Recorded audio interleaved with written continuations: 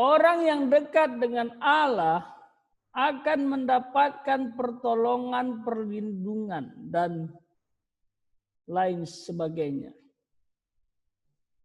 Coba kamu renungkan, jangankan Allah, kita ambil contoh yaitu orang tuamu atau papamu lah. Kamu dekat dengan papa. Bahkan kamu sering memuji papa.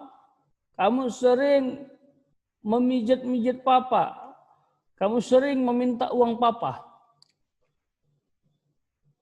Apabila kamu dekat, pasti akan selalu mengalami hal yang sama.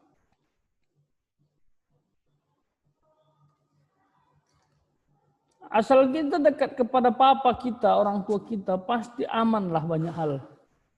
Uang jajan aman, perlindungan aman,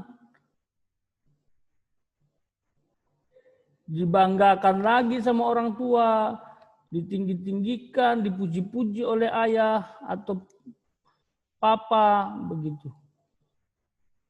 Kita mendapatkan banyak hal kalau kita dekat sama papa. Kecuali kalau papanya yang nggak benar. Tapi kan kita bicara papa yang benar. Papa itu adalah wakilnya Tuhan seperti Kristus kepada jemaatnya. Apabila dia melakukan sesuatu kepada istri dan anak-anaknya sesuai dengan firman Tuhan. Begitu juga dengan Tuhan, nak. Dekatlah dengan Tuhan. Gimana caranya dekat dengan Tuhan, Mister? Ya, banyak berdoa, mengucap syukur karena kebaikan Tuhan. Banyak andalkan Tuhan. Akhir-akhir ini Mister sedang digembleng, ya, diproses untuk kembali ke Tuhan. Mister Ronald disadarkan lagi, kamu harus kembali ke Tuhan. Kamu harus andalkan Tuhan, kamu harus dekat dengan Tuhan. Karena dia adalah kota benteng dan keselamatanku. Di sini dikatakan dia adalah keselamatanku. Artinya dia menjamin keselamatan di bumi dan di akhirat. Jangan ragukan lagi anak-anakku. Walaupun kalian masih muda, belajar kamu dekat dengan Tuhan. Mau ngapain pun, coba Tuhan aku mau ini, mau itu, tolong berkati aku. Sesekali tanya Tuhan, walaupun dia tidak bersuara langsung. Misal sering tanya Tuhan, Tuhan gimana ini Tuhan? Aku buntu Tuhan, tolonglah Tuhan, aku butuh petunjuk-Mu. Kadang-kadang Tuhan berbicara tidak secara audible atau seperti kita langsung kedengaran suaranya. Tapi kadang-kadang Tuhan berbicara melalui firman Tuhan, melalui orang-orang, melalui hati nurani. Tapi yang jelas Tuhan akan berbicara. Ajak dia ngobrol. Mister pernah beberapa kali ngajak Tuhan ngobrol. Dan dia menjawab. Tapi sekali lagi jawaban Tuhan itu tidak seperti ini ya. Tidak seperti kita ya. Kamu tanya Mister langsung Mister jawab dengan suara. Bukan. Bisa juga terjadi seperti itu, tapi kadang-kadang enggak juga. Dia pakai banyak metode, banyak cara untuk berbicara kepada hambanya. Tapi yang jelas dia akan berbicara, dia akan memberkati, dan dia akan menolong. Dekatlah dengan Tuhan. Hanya dekat Allah saja aku tenang. Daripadanya lah keselamatanku. Hanya Dia gunung batuku, hanya Dia kota bentengku. Aku tidak akan goyah selama-lamanya. Sekalipun ada penderitaan di depanmu, kalau kamu dekat dengan Tuhan, kamu tidak akan goyah. Berjalan bersama Tuhan, nak. Menempuh pendidikan, masih SMP kan. Berjalan bersama Tuhan. Tuhan, aku tak bisa tanpamu. Aku ingin berjalan bersamamu, menyelesaikan SMP, menyelesaikan SMA, menyelesaikan kuliah. Bahkan bekerja pun, kamu harus dekat dengan Tuhan. Bahkan jadi pemimpin pun, kamu harus dekat dengan Tuhan. karena Tuhan yang memakai hidupmu. Mister pikir itu saja. Mari dekat dengan Tuhan, berdoa, memuji, dan melakukan perintahnya. Kita selesai. Mister minta ketua kelas. Mana ketua kelas ini? El? Ya, Mister. El, itu terakhir kapan puisi itu, El? Udah telat loh, El. Tanggal 20, Mister. 20 kan? Loh ini udah tanggal berapa ini?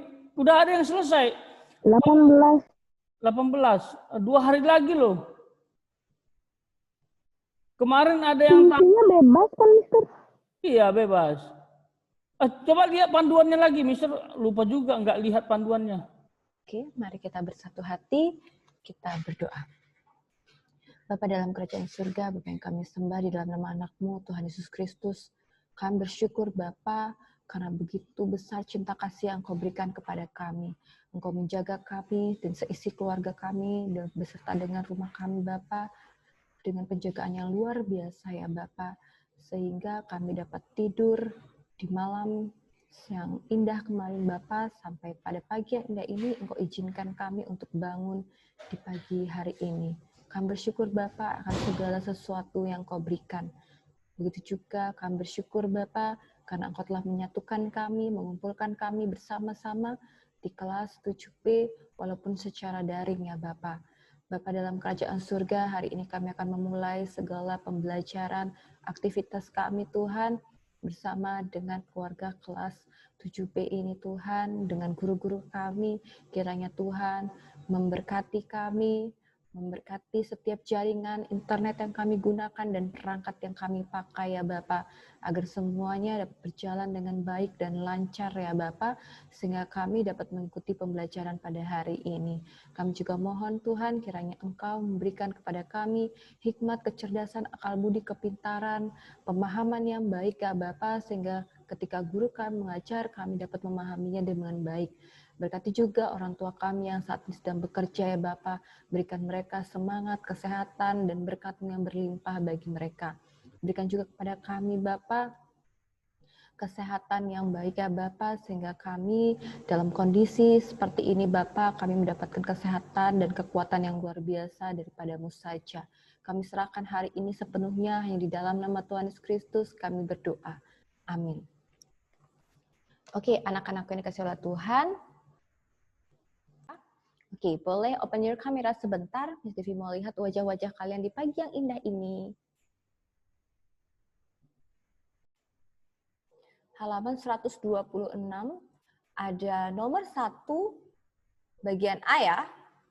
Nomor 1, nomor 2, nomor 3. Lalu bagian B-nya itu ada nomor 4, dan bagian C-nya itu ada nomor 1A. Oke, pertanyaan Miss Devi. Silakan, adakah yang mau memberikan jawabannya untuk di-sharing di saat ini? Untuk nomor 1 yang A, apakah ada yang mau? Halo, di sini ada 20. Oke, ini Sean, raise hand ini raise hand yang tadi atau baru ya? Sean? Yang tadi, Miss. Yang Oke. tadi, Miss. Lupa lower hand. Oke. Oke, ada yang mau mencoba? Halo? Oke, siapa? L. Oke, silakan L. Hasil penjumlahan bentuk aljabar 8xy ditambah 6y dan 12 dikurang 10y dikurang 3xy adalah B. 5xy dikurang 4y ditambah 12. Oke, thank you L. Oke, perhatikan 8xy ditambah 6y dan 12 minus 10y minus 3xy. Jadi langkah pertama yang kalian harus kerjakan adalah cari dulu mana-mana variabel yang sama dari 8xy. 8xy cari xy-nya. Oh, 8xy ketemunya dengan min 3xy. 8 dikurang 3 dapat 5. 5xy. Setelah itu ada apa? Ada Y, 6Y. 6Y dikurang 10Y. Sebenarnya kan 6Y ditambah minus 10Y. Tambah atau plus ketemu minus, hasilnya adalah minus. Berarti punya uang 6, ya, hutangnya minus 10. Hutangnya 10. Berarti jawabannya adalah minus 4. 4 apa? Di situ ada variabel. Variabelnya adalah Y. Lalu ada yang lain yaitu konstanta. Konstantanya adalah 12. Lihat, 12 ini sendiri, nggak ada kawannya. Lihat juga, 12 ini tandanya apa ya? Positif atau negatif. Kalau kalian sudah tahu, oh dia nggak ada tanda di sini, Miss, berarti dia secara otomatis adalah plus 12. Berarti jawabannya adalah 5XY minus 4Y plus 12. Jawabannya adalah B. Betul ya, El? Silakan tambahkan poin 1 ya, El. Sampai di sini, apakah ada yang mau bertanya? Apakah ada yang mau bertanya? Halo? Sudah ya? Sudah oke ya? Oke, nomor 2. Ada yang mau jawab nomor 2? Halo, sudah buat semua kan PR-nya? Ada yang belum buat PR? Oke, silakan Angel. Hasil operasi bentuk aljabar 4 dalam kurung 5X tambah 2Y kurang 6 dalam kurung 3X kurang Y adalah A, 2X tambah 14Y. Adalah A. Oke, boleh Miss Devi dikasih tahu ini, Angel? Ininya diapakan? 4 dikali 5. 4 dikali 5 dapat? 20X. Oke, lanjut. 4 dikali? 4 kali 2. 8Y. Plus atau minus? Plus. Oke, lanjut. 6 kali 3, 18X. Itu 6Y. Minus 6Y. Minus 6Y. Lanjut, diapain? Ini diapain? Dikurang. Dikurang, gini? Ya. Oke, terus? Itu 20X dikurang 18X sama dengan 2X. 8Y dikurang 12X atau 2X? 2X, sorry. Oke. 2X, habis itu 8Y di tunggu. Iya, mesti tunggu. Ini satu kesatuan aja biar nggak bingung. Min 6 kali 3X. Min 6 kali min Y.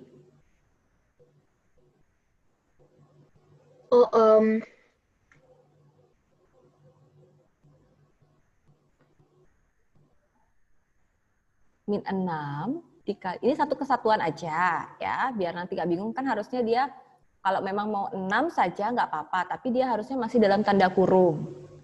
Nah ini harusnya dikalikan, kali ke dalam. Nah biar nggak bingung, makanya Miss Devi bilang angka membawa tanda di depannya. Berarti angkanya membawa tanda apa? Tanda minus. Langsung saja, minus 6 dikali 3X, berarti dapatnya minus 18X. Minus 6 dikali minus Y. Minus dikali minus dapatnya plus. Positif. Maaf ya. Berarti 8Y ditambah 6Y itu 14Y. 14Y. Oke. Sip. Oke, sampai di sini apakah ada pertanyaan? Berarti nomor 1 jawabannya B. Nomor 2 jawabannya 2X ditambah 14Y. A, betul. Sudah tidak ada ya? Bisa lanjut ya. Nomor 3. Ada yang mau jawab nomor 3? Nomor 3.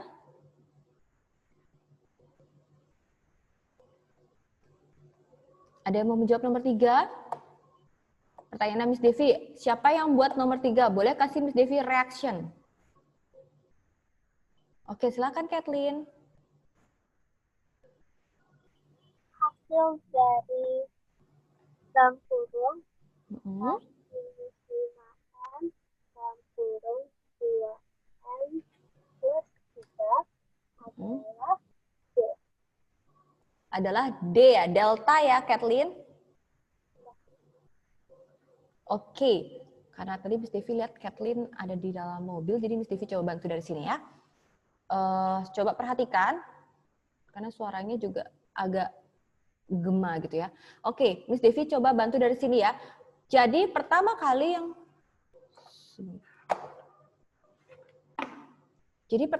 yang kalian lakukan itu adalah lihat 4 ini.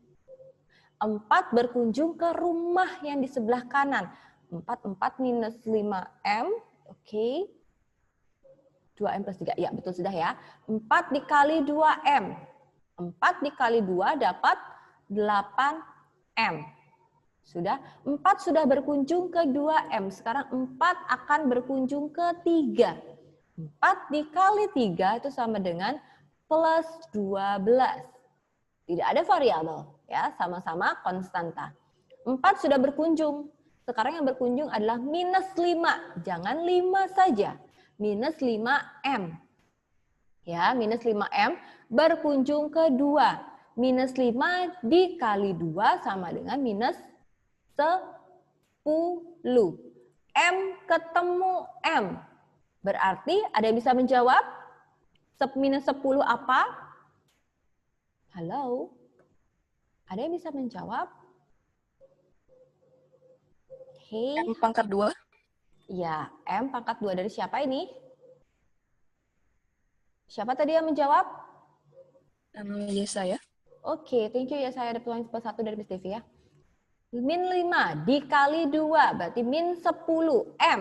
M-nya ingat pangkat 2. Loh kok bisa Miss Devi? Karena dia dikali. Ya. Nah lanjut. Min 5 dikali, min 5M dikali 3. Berarti minus 15M saja. Sampai di sini dulu, apakah ada pertanyaan? Tidak ada? Bisa Miss Devi lanjutkan ya. Nah, sekarang ya, Miss Devi akan kumpulkan 8M ketemunya sama minus 15M. Punya uang 8, hutangnya 15. Ada yang bisa menjawab? Halo? 8 dikurang 15. Apakah ada yang bisa menjawab? Halo? 17. 7, Miss. 17 atau 7? 7. 7 ya. 7M. 7-nya ini positif atau negatif ya? Tadi siapa yang jawab ya? Yesaya ya kayaknya ya? Ya, Miss. Oke, Yesaya. 7-nya ini positif atau negatif? Negatif. Negatif ya. Kok bisa negatif, Miss? Punya uang 8, utangnya 15. Berarti masih sisanya adalah hutangnya ya. Itu ya. Nah, sampai di sini terus siapa yang Miss Devi harus tulis sisanya? Lihat ke kanan. Oh, ada 12. Berarti plus 12. Karena nggak ada temannya.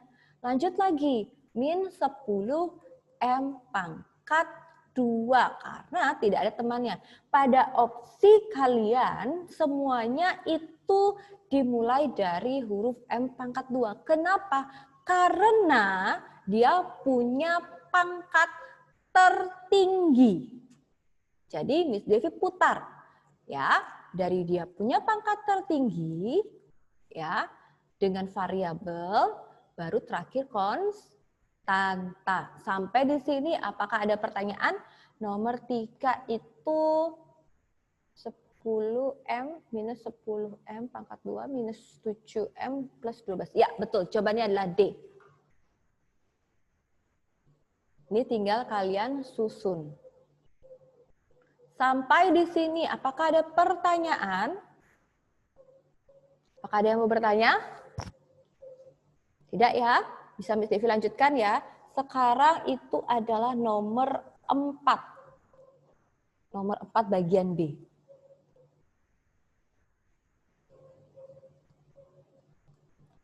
Ada yang mau menjawab nomor 4 bagian B? Silakan Mita.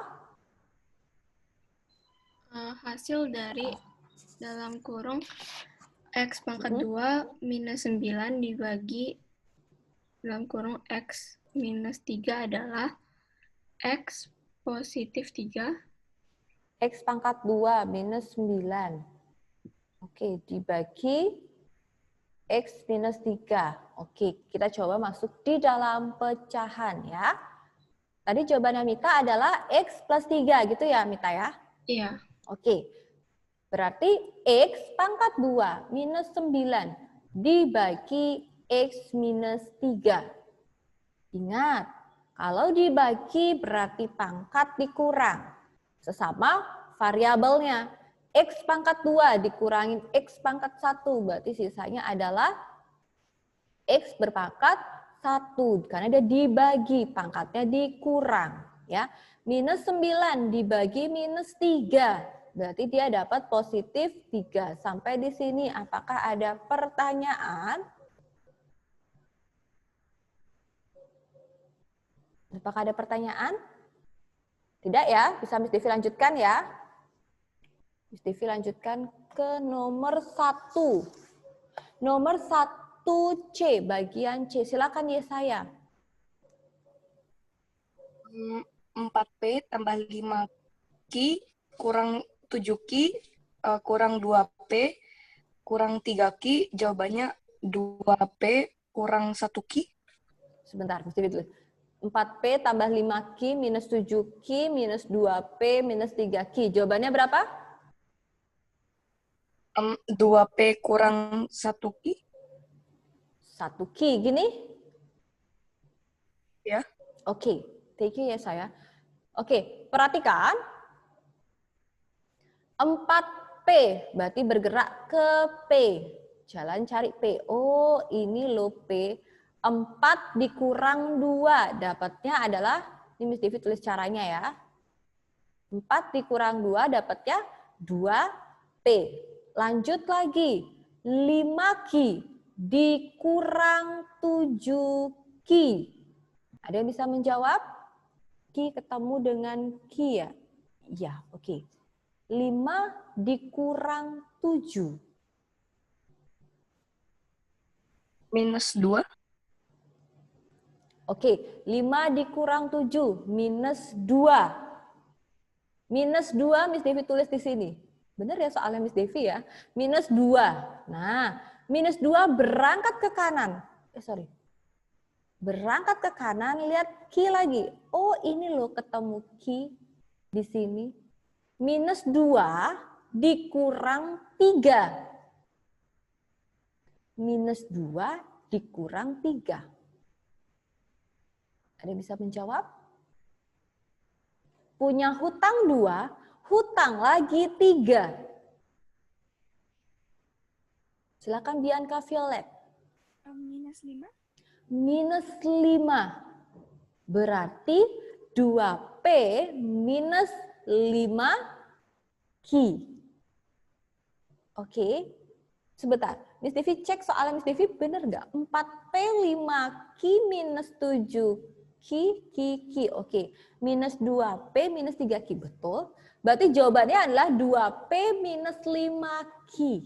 Mungkin ya saya ada ini kali. Ada yang salah di Q-nya kali. Nah, mungkin soalnya mungkin ada yang salah mungkin dari penulisan Q karena dia P Q gitu. Mungkin ada yang salah dalam penulisan variabelnya atau ada keselimpet di angka ya. Coba dicek lagi ini bisa dapat 1Q ya. Jawaban yang benar adalah 2P minus 5Q. Miss Devi misalnya saya P-nya saya jadiin X, Q-nya saya jadiin Y. Terus saya jawabnya 2X minus 2X minus 5Y. Boleh nggak Miss Devi? Boleh saja.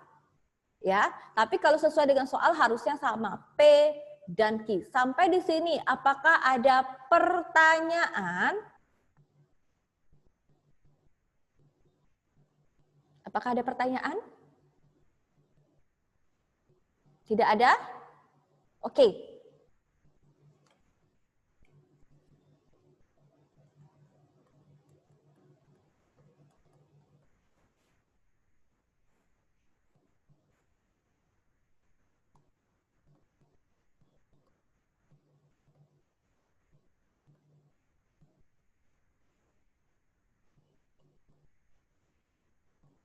Satu nomor bernilai 20. Ya. Ada berapa nomor tadi ya? 5 ya. 1, 2, 3, 4, 5. Ya. Satu nomor bernilai 20. Kalau misalkan Miss saya salahnya cuma sedikit gimana? Tanya dulu ke Miss Devi ya, biar Miss Devi bisa tahu. Oke? Ini saya mau lihat nomor B bagian 4. Oke. B bagian 4. Ini nak. Ini bisa pakai susun, bisa pakai pembagian susun juga bisa ya.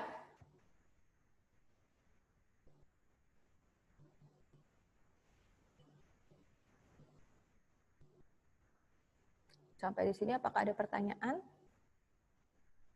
Oke, silakan Stefani. Sudah ya? Yovani, sudah Yovani?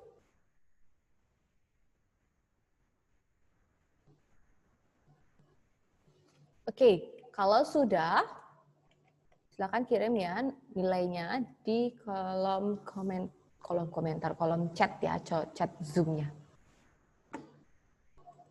Di sini kasih tahu yang benarnya berapa, yang salahnya berapa gitu kah? Enggak, langsung dinilai aja, Nak.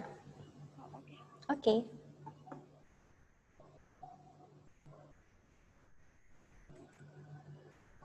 Oke, sekarang Miss Devi akan masuk di dalam KPK. Miss Devi sudah ajarkan KPK belum, Nak? Jadi, apa yang kalian pelajari di KPK dan FPB kemarin itu sama saja sebenarnya yang akan Miss Devi ajarkan. Bedanya adalah aljabarnya.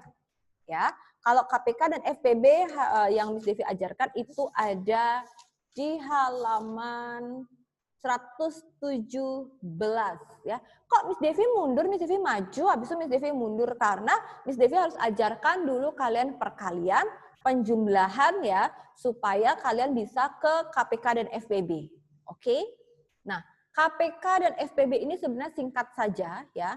Misalnya Miss Devi hanya kasih syarat saja ya. KPK itu sudah pasti ya, sudah secara pasti adalah semua angka dikali. Semua angka dikali. Ya, semua angka dikalikan. Lalu yang kedua, syaratnya yang kedua, variabel. Sebentar. Semua variabel. Jadi semua variabel, semua huruf ditulis. Pemilihan yang ketiga adalah yang diambil itu adalah pangkat tertinggi.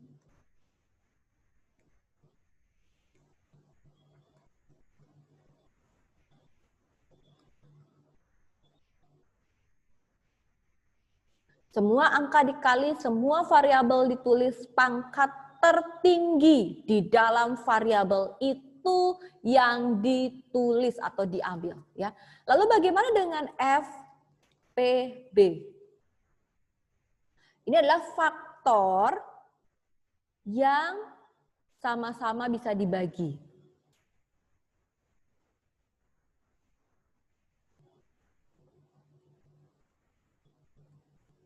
Yang kedua, hanya variabel yang sama. Dan yang terakhir adalah pangkat terendah. Ini simple ya. Ya. Sudah? Bisa Miss Devi next slide untuk Miss Devi coba latihan soal pada kalian? Sudah oke? Oke ya? Nanti kita akan back lagi ya. Di situ ada contoh, Miss Devi ambil yang kedua, yang B-nya 4. A, B pangkat 2, C, dan 5A, B, C pangkat 2. Ya, di situ ada 4A, B pangkat 2, C, dan 5A, B, C pangkat 2. Oke ya, nah sekarang kita akan diminta untuk mencari KPK dan FPB-nya. Caranya adalah buat dulu tabel, ya, 4 dan 5. Kenapa Miss nggak buat seperti cara di buku? Miss Devi melanjutkan apa yang Miss Devi ajarkan kepada kalian pada saat bab pertama. Supaya kalian nggak bingung lagi. Ya, 4 dan 5 kalian buat tabel. Ya, Miss Devi. Jadi tahap pertama buat tabel. Nah, 4 dan 5. Bagi dengan faktor prima terkecil atau bilangan prima terkecil, yaitu 2. 4 dibagi 2 dapatnya 2. 5 dibagi 2 tidak bisa. Ingat, yang di dalam tabel haruslah bilangan asli. Ya. Karena dia tidak berubah salah satunya ya, 5 tetap 5, maka 2 kan tidak akan dibulatkan, tidak akan dilingkarkan, ya. Lanjut, dibagi dengan 2 dulu. 2 dibagi 2 dapatnya 1. 5 dibagi 2 tetap 5. Dibagi lagi, naik karena 2 sudah tidak ada. 3, 5 tetap nggak bisa dibagi 3. Naik ke 4 nggak mungkin, karena 4 bukan bilangan prima. Naik 5, berarti tinggal tulis 5. 1 dibagi 5 tetap 1. 5 dibagi 5, 1. Tidak ada yang dibulatkan. Karena tidak ada yang bisa sama-sama dibagi. Ya, sehingga sekarang kalau Miss Devi mau buat KPK syaratnya adalah semua angka dikali. Oke, kita kalikan. 2 dikali 2 dikali 5. Sorry. 2 dikali 2 dikali 5. Yang kedua, semua variabel ditulis. Variabel berarti semua huruf.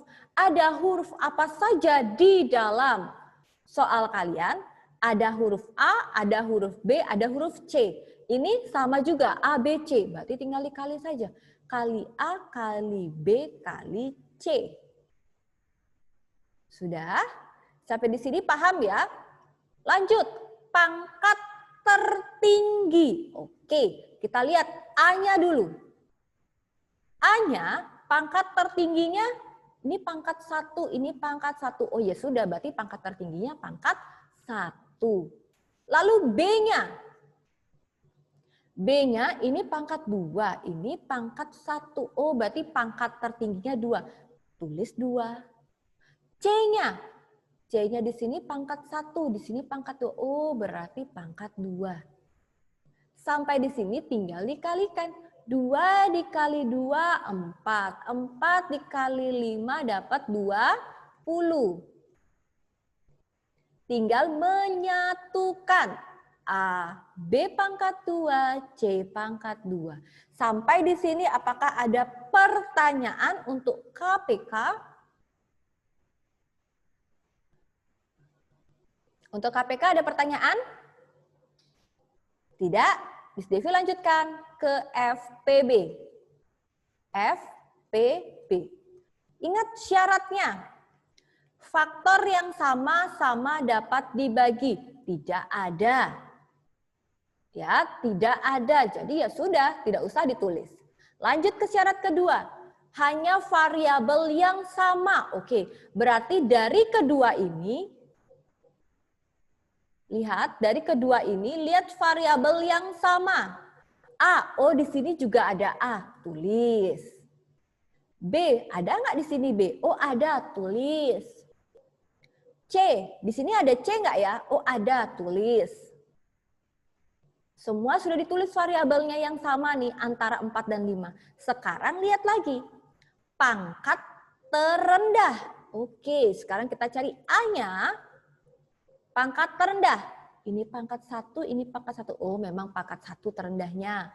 B-nya, ini pangkat 2. Di sini pangkat 1. Oh, berarti yang dipilih adalah pangkat 1. C-nya, ini pangkat 1, ini pangkat 2. Oh, yang dipilih pangkat 1. Selesai. Sampai di sini, apakah ada pertanyaan?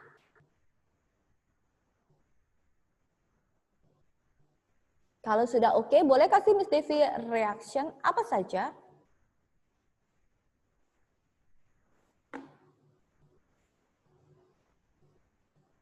Oke, Bianca Violet kenapa, Nak? Jadi Miss kalau FPB itu nggak usah nomornya, Miss cuma variabelnya doang. Oh, enggak, harus ada variabel. Maksudnya tuh gini, bukan nomor ya, angka maksudnya ya, bilangan ya. Kalau misalnya, misal ya, 4 dibagi 2 dapat 2, 5 dibagi 2 misalnya dapat nih sesuatu angka, kan dibulatkan karena sama-sama berubah. Yang dibulatkan dimasukkan ke FPB. Itu namanya faktor yang sama-sama bisa dibagi. Kalau ini kan duanya tadi nggak bisa dibagi 5. Jadi dia karena dia tidak bisa sama-sama dibagi, yang ini ya faktor yang sama-sama dapat dibagi. Ini dapat dibagi sama 4, tapi 5 nggak bisa bagi 2. Jadi tidak dibulatkan. Kalau bisa dibulatkan, maka 2 dikerjakan seperti KPK. Misalnya nih, misal ya, ini 4 dan 8, misalnya gitu. Ini dibagi 2, 4 dibagi 2 dapat 2. 8 dibagi 2 dapat 4. Oh, berarti ini dibulatkan. Artinya ini faktor yang sama-sama dapat dibagi oleh kedua pihak. 4 dan 8. Lanjut lagi, bagi 2. 2 dibagi 2 dapat 1. 4 dibagi 2 dapat 2. Bulatkan. Lanjut lagi. Karena belum sama-sama 1. Dibagi 2. 1 dibagi 2 tetap 1. 2 dibagi 2, 1. Ini tidak dibulatkan. Karena tidak ada perubahan dari 1 ke 1. Ya, 1 tidak bisa dibagi 2. Jadi nanti FPB-nya adalah 2 dikali 2 yang dibulatkan saja. Tapi kalau tidak ada seperti ini, tidak usah ditulis bilangannya karena memang tidak ada, hanya hurufnya. Gitu. Sampai di sini paham? Oh, terus yang 2 kali 2 itu variabelnya nggak usah ditulis gitu, Miss? Ini kan contoh misalnya nih, Miss Devi tulis sama ya. Ini kan karena contoh 4 kali 8, berarti kan misalnya soalnya 4A, B pangkat 2, C dan 8, A, B, C pangkat 2. Ya udah tinggal 2 kali 2 sudah dapat nih, baru variabelnya ini. Syarat pertama faktor, ada nggak faktornya? Kalau ada faktornya, tulis. Kalau tidak ada, lanjut ke syarat kedua. Syarat keduanya apa? Variabelnya yang sama. Ada nggak variabel yang sama? Oh, ada loh. A ketemu A. Kalau nggak ada semuanya nggak sama, Miss, ya udah nggak usah ditulis. Berarti hanya angkanya saja. Misalkan A ketemu A, berarti tinggal dikali A. Sama pengerjaannya kayak KPK. B ketemu B kali B. C ketemu C kali C. Kalau misalnya C-nya di sini nggak ada, Miss, berarti C-nya jangan ditulis. Sekalipun dia ada di 8, karena dia tidak sama. Kan yang dipilih adalah variabel yang sama. Paham sampai di situ? Paham, Miss. Oke, ada pertanyaan lagi? Tadi Miss Devi lihat ada yang mau raise hand tapi nggak jadi raise hand. Oke, sudah oke? Coba kita coba ya latihan soal ya. Misalnya, Miss Devi melihat ada, oke, ini.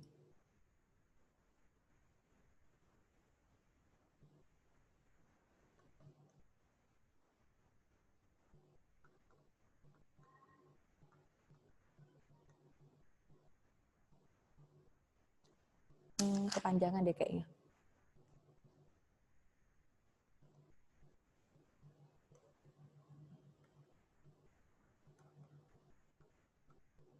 Coba. 12A pangkat 2B dan 16AB pangkat 3. Silakan ya saya. Langsung jawabannya, Miss? Boleh nggak kasih Miss Devi caranya? Oke. Oke. Buat tabelnya dulu, Miss. Oke, 12, buat tabel. 16, Oke, terus Miss Devi bagi berapa? 2, Mm-mm, dapat 6 mm-mm, dengan 8, mm-mm. Dibuletin nggak? dibagi 2 lagi. Oh iya, Oke, dibulatkan. Dibagi 2 lagi. ya dapat 3 dengan 4, Mm-mm, itu dibulatkan, mm-mm, terus dibagi 2. mm-mm. 3-nya turun karena tidak bisa dibagi 2. Good job. Terus? 4-nya menjadi 2. Mm-mm. 2-nya nggak usah dibulatkan karena dua-duanya nggak bisa dibagi. Terus dibagi 2, Mm-mm, 3-nya turun, 2-nya menjadi 1, mm-mm, terus dibagi 3. mm-mm. 3-nya jadi 1, 1-nya tetap. Oke. Ya. KPK-nya? KPK-nya 2 kali 2 kali 2 kali 2 kali 3 kali A pangkat 2 kali B pangkat 3. Oke. Sebentar, Miss Devi simpelkan ya biar gak kepanjangan ya. 2 pangkat 1, 2, 3, 4. 4 dikali 3 dikali A pangkat 2 dikali B pangkat 3. Oke, 2 dikali 2, 4. 4 dikali 2, 8. 8 dikali 2, berapa ya saya? 16 16. Oke, kali? kali 3 Mm-mm. kali A pangkat 2 kali B pangkat 3. Lanjut, lagi dikit.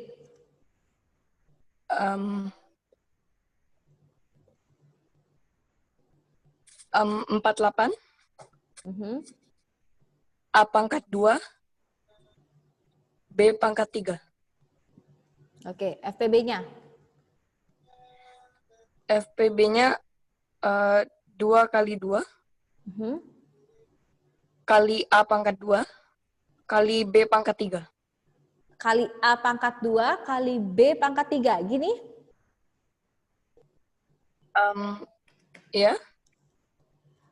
Sorry. Oh.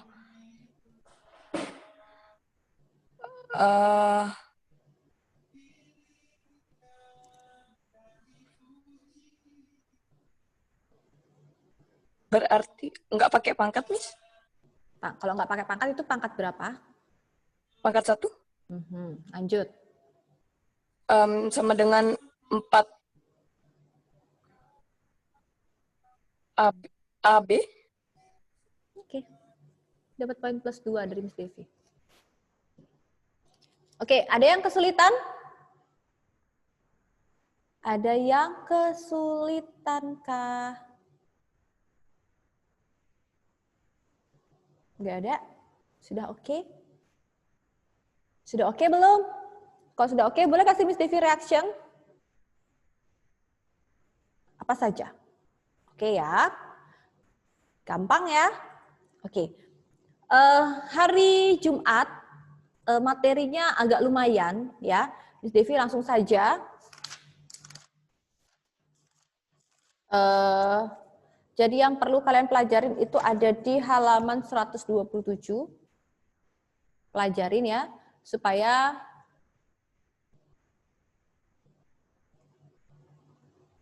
nanti Miss Devi bahas, kalian tinggal bertanya apa yang kalian tidak paham ya.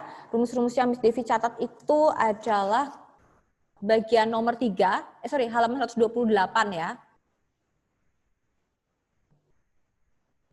Itu bagian 3.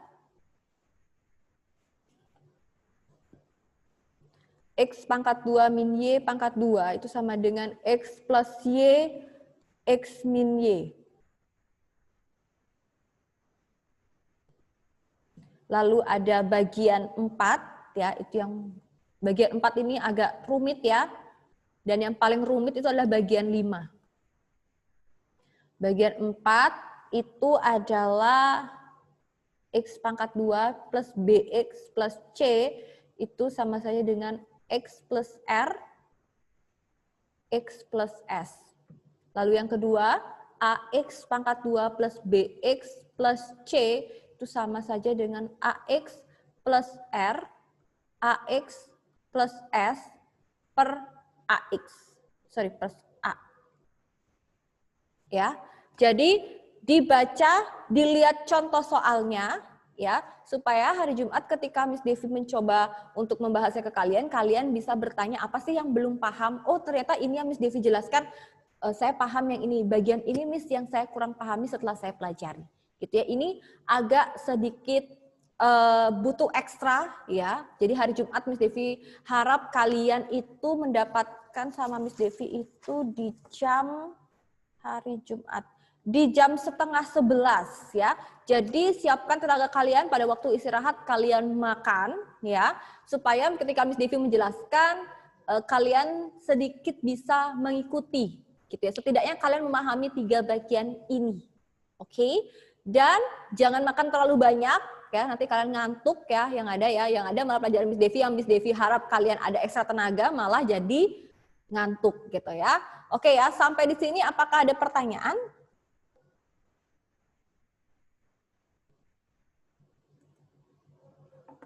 Miss yang, oke sebentar. Ya bagaimana Kathleen? Miss kok yang bikin? Ada PR ya kan, Miss? Nggak ada PR nak. Oke, Miss Devi baca dulu ke Yovani. Miss kok yang B pangkat 2 dan C pangkat 2, kenapa nggak langsung C harus ada pangkat 2? Yang mana ya Yovani? Maaf Miss Devi tadi tidak melihat chat. Yovani?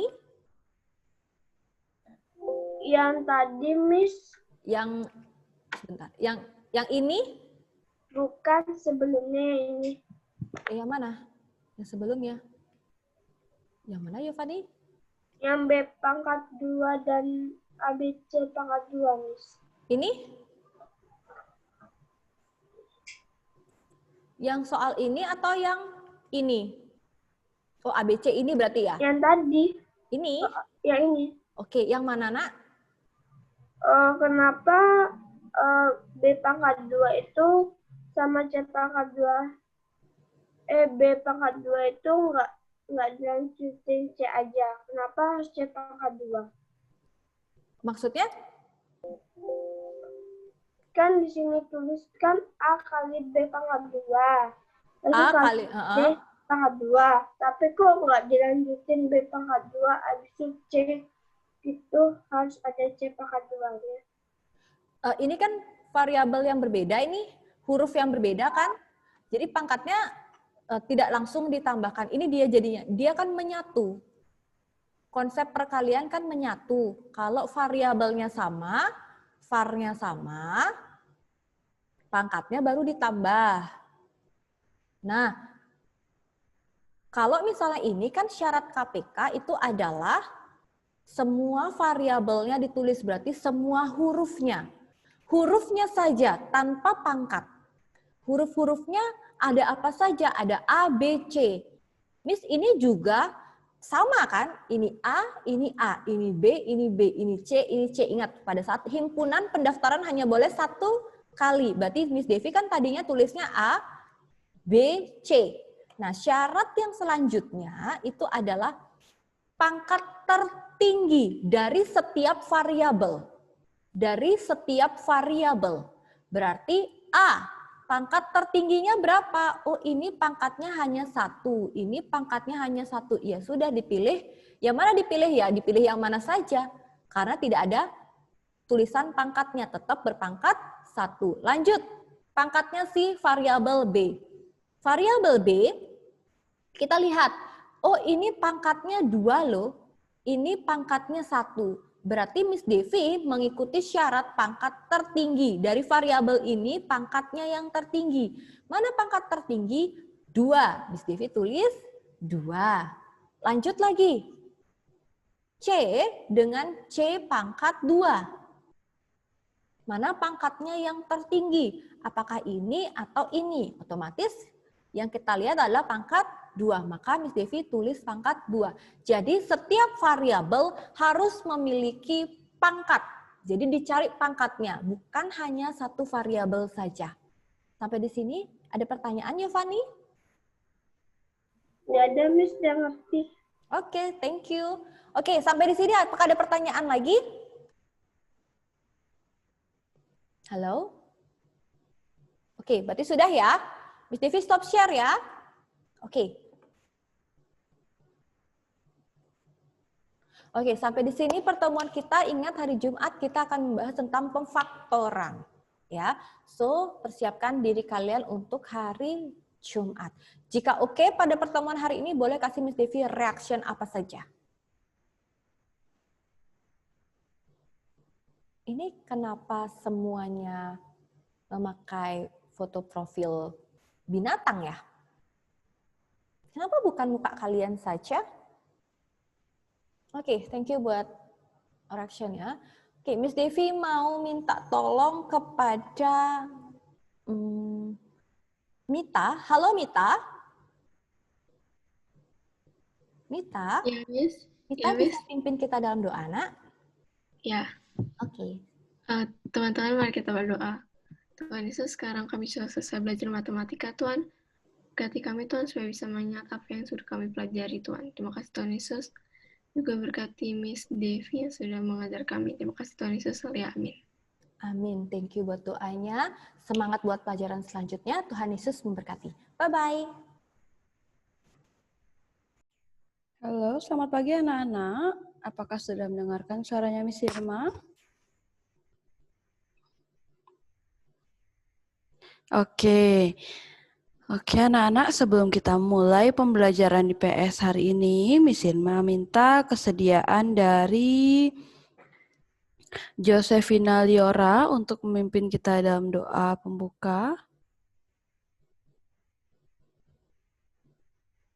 Ya, Miss. Ya.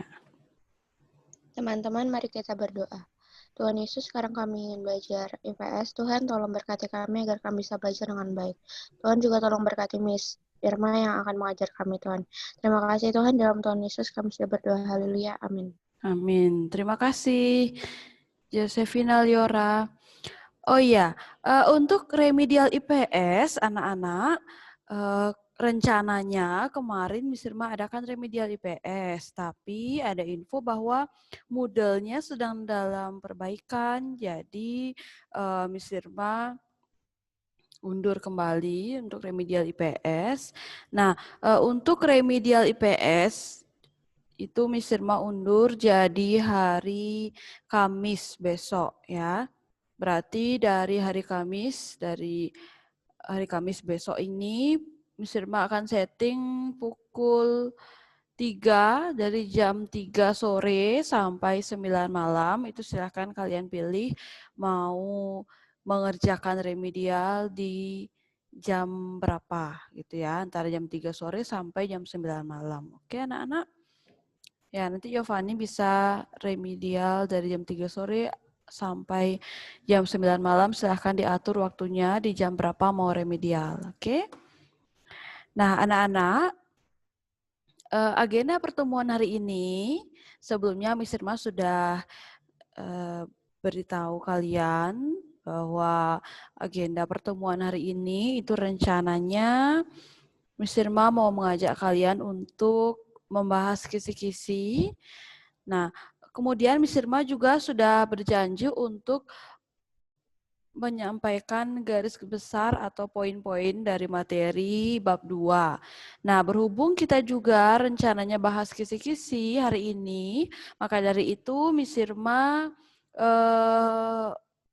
akan jelaskan atau beritahukan poin-poin atau inti-inti dari materi bab 2 sekalian saat kita bahas kisi-kisi.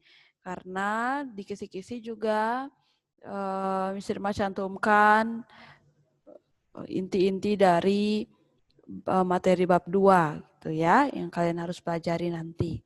Oke anak-anak, untuk kisi-kisinya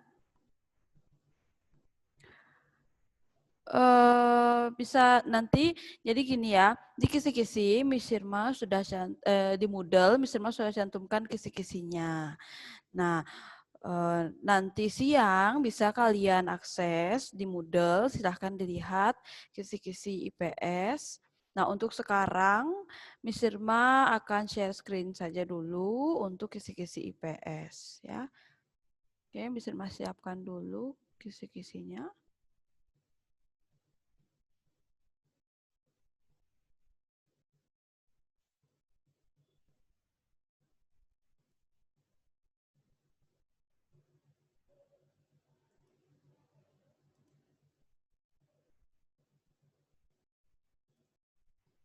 Oke, anak-anak sudah lihat?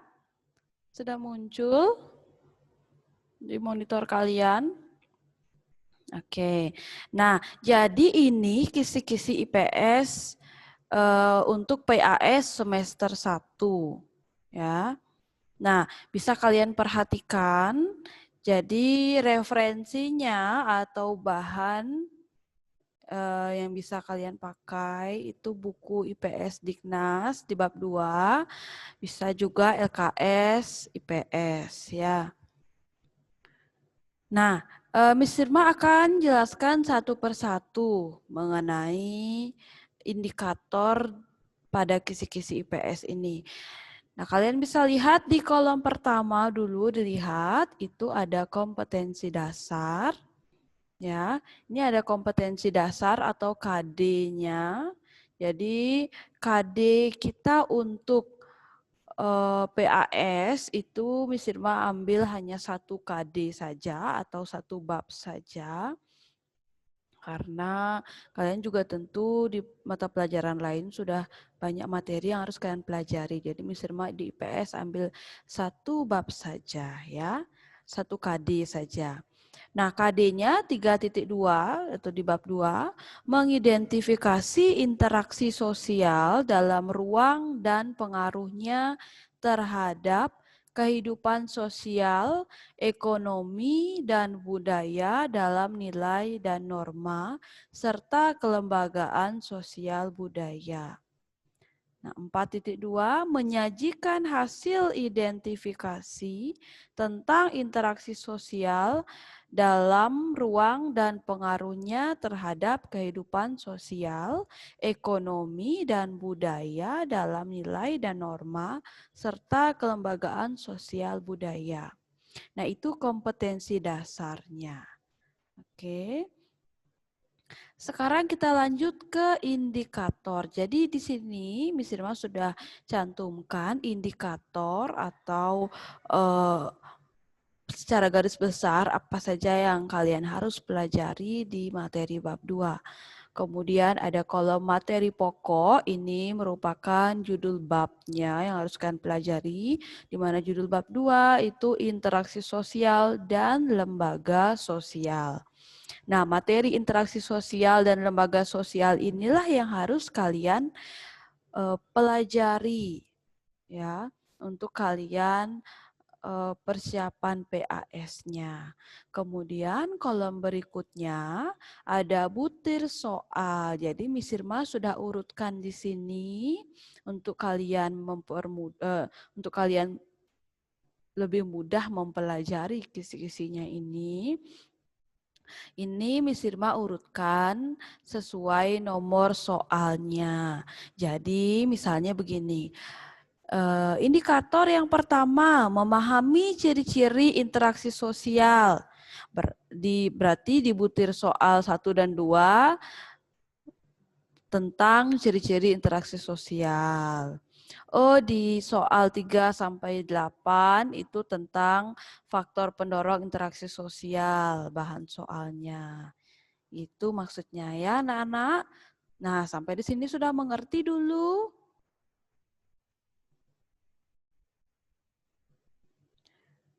Apakah sudah jelas dulu sampai di sini anak-anak?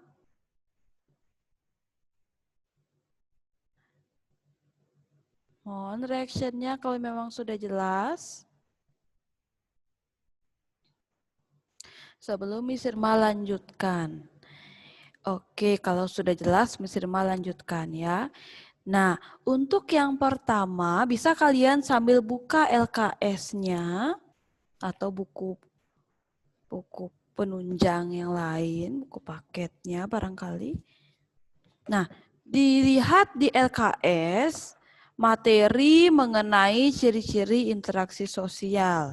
Di LKS itu ada di halaman 54.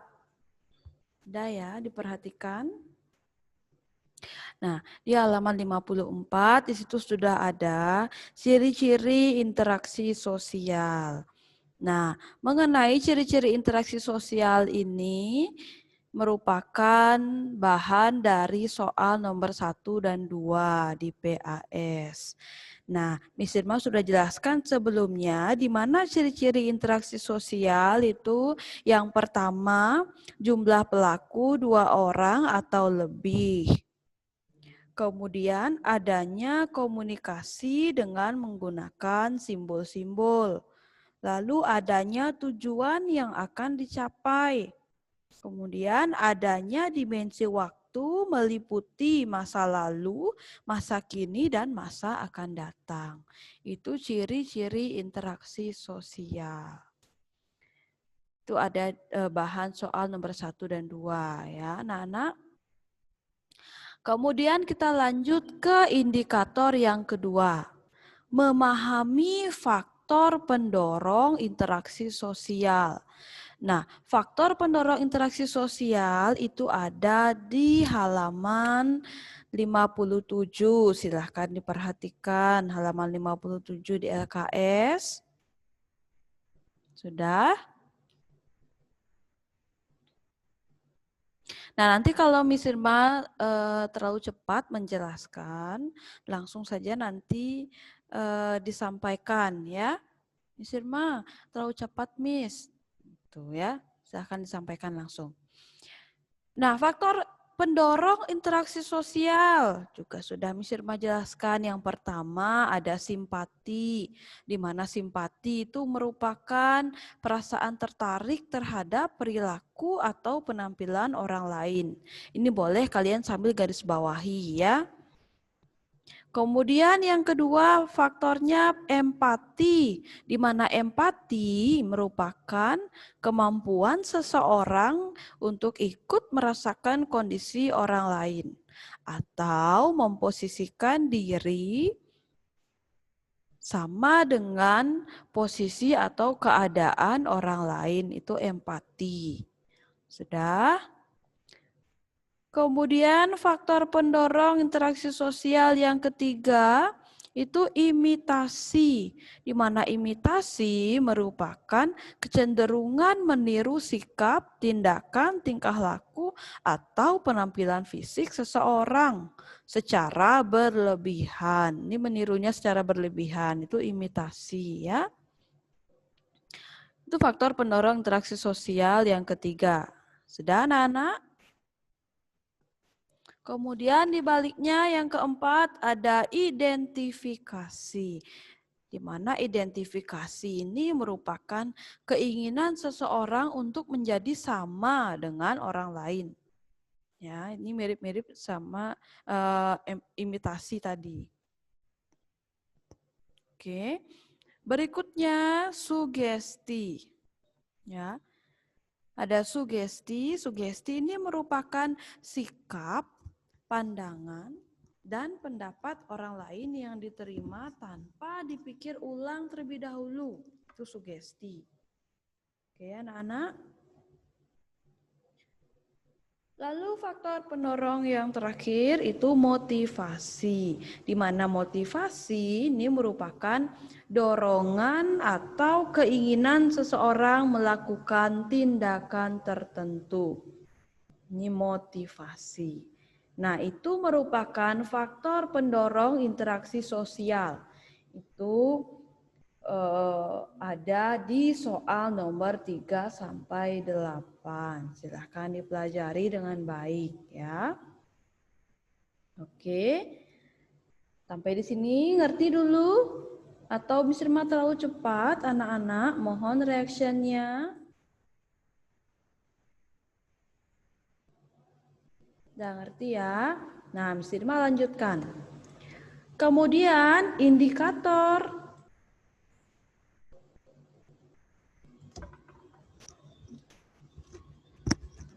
Oke, suaranya Miss Irma nggak kedengaran ya. Kemudian indikator yang ketiga, memahami bentuk interaksi sosial. Nah, Ini ada di soal nomor 9 sampai 17 mengenai bentuk interaksi sosial. Nah, di AKS itu ada di halaman 58 bagian bawah. Nah, sesuai dengan penjelasannya Miss Irma sebelumnya, di mana bentuk interaksi sosial berdasarkan sifatnya itu ada dua. Yang pertama asosiatif dan disosiatif. Kalau asosiatif itu yang mengarah pada kesatuan pandangan atau kerjasama. Kalau yang disosiatif itu mengarah pada pertentangan atau perpecahan. Nah, yang positif itu asosiatif, yang negatif itu disosiatif, ya. Kemudian Miss Irma juga sudah sebutkan kalau asosiatif itu ada kerjasama, kemudian ada akomodasi, lalu ada adjudikasi, akulturasi, asimilasi, dan amalgamasi.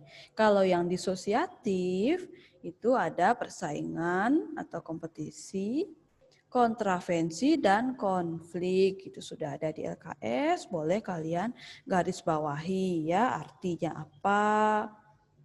Ya, kemudian apa saja yang terdapat asosiatif itu apa saja. Nah, itu bentuk interaksi sosial. Silahkan dipelajari. Kalau berdasarkan pelakunya, itu ada individu dan individu, individu dan kelompok, kelompok dan individu. Ya, oke, anak-anak. Berikutnya, dampak tidak ada interaksi sosial. Itu ada di soal nomor 18. Nah, dampak tidak adanya interaksi sosial gimana anak-anak? Maka kehidupan masyarakat akan kacau balau atau tidak teratur, ya. Nah, itu dampaknya. Tidak ada yang mengatur. Oke. Berikutnya, pengaruh interaksi sosial. Ada di soal nomor 19. Sudah? Nah, pengaruh interaksi sosial itu mirip-mirip seperti tadi. Kalau ada interaksi sosial bagaimana? Maka kehidupan masyarakat akan lebih tertata. Itu misalnya ya. Itu ada di soal nomor 19. Kemudian berikutnya memahami syarat interaksi sosial. Nah, kalau syarat interaksi sosial juga sudah Miss Irma jelaskan, ada di halaman 55 ya. Syaratnya itu harus ada kontak sosial dan komunikasi. Kalau kontak sosial itu ada kontak sosial positif dan negatif, ada juga primer dan sekunder. Kalau positif itu mendapat respon atau yang mengarah pada pola kerjasama, itu sudah ada. Silahkan digarisbawahi. Kalau yang negatif itu bentuk hubungan sosial yang mengarah pada pertentangan. Ya. Kalau yang primer itu secara langsung interaksinya, kalau yang sekunder itu melalui perantara atau secara tidak langsung. Itu ada di nomor soal 20 sampai 22. Sudah? Kemudian berikutnya memahami tingkatan norma, ya. Memahami tingkatan norma. Kalau tingkatan norma itu ada di halaman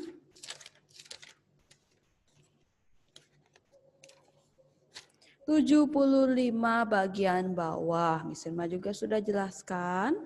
Tingkatan norma yang pertama ada cara, lalu kebiasaan, tata kelakuan, adat istiadat, dan hukum. Silahkan digarisbawahi atau dipelajari juga artinya. Itu tingkatan norma ada di soal nomor 23 sampai 25. Ya. Berikutnya, memahami ciri-ciri lembaga sosial. Nah, kalau ciri-ciri lembaga sosial itu ada di LKS halaman 74. Ya. Nah, ciri-ciri lembaga sosial yang pertama memiliki simbol, kedua memiliki tujuan yang jelas, yang ketiga memiliki norma tertulis dan tidak tertulis, yang keempat memiliki tingkat kekekalan tertentu, yang kelima memiliki alat kelengkapan, yang keenam memiliki pola perilaku. Ya, itu ciri-ciri lembaga sosial. Ada di soal nomor 26 sampai 28. Silahkan dipelajari. Sudah? Bisa dilanjutkan anak-anak?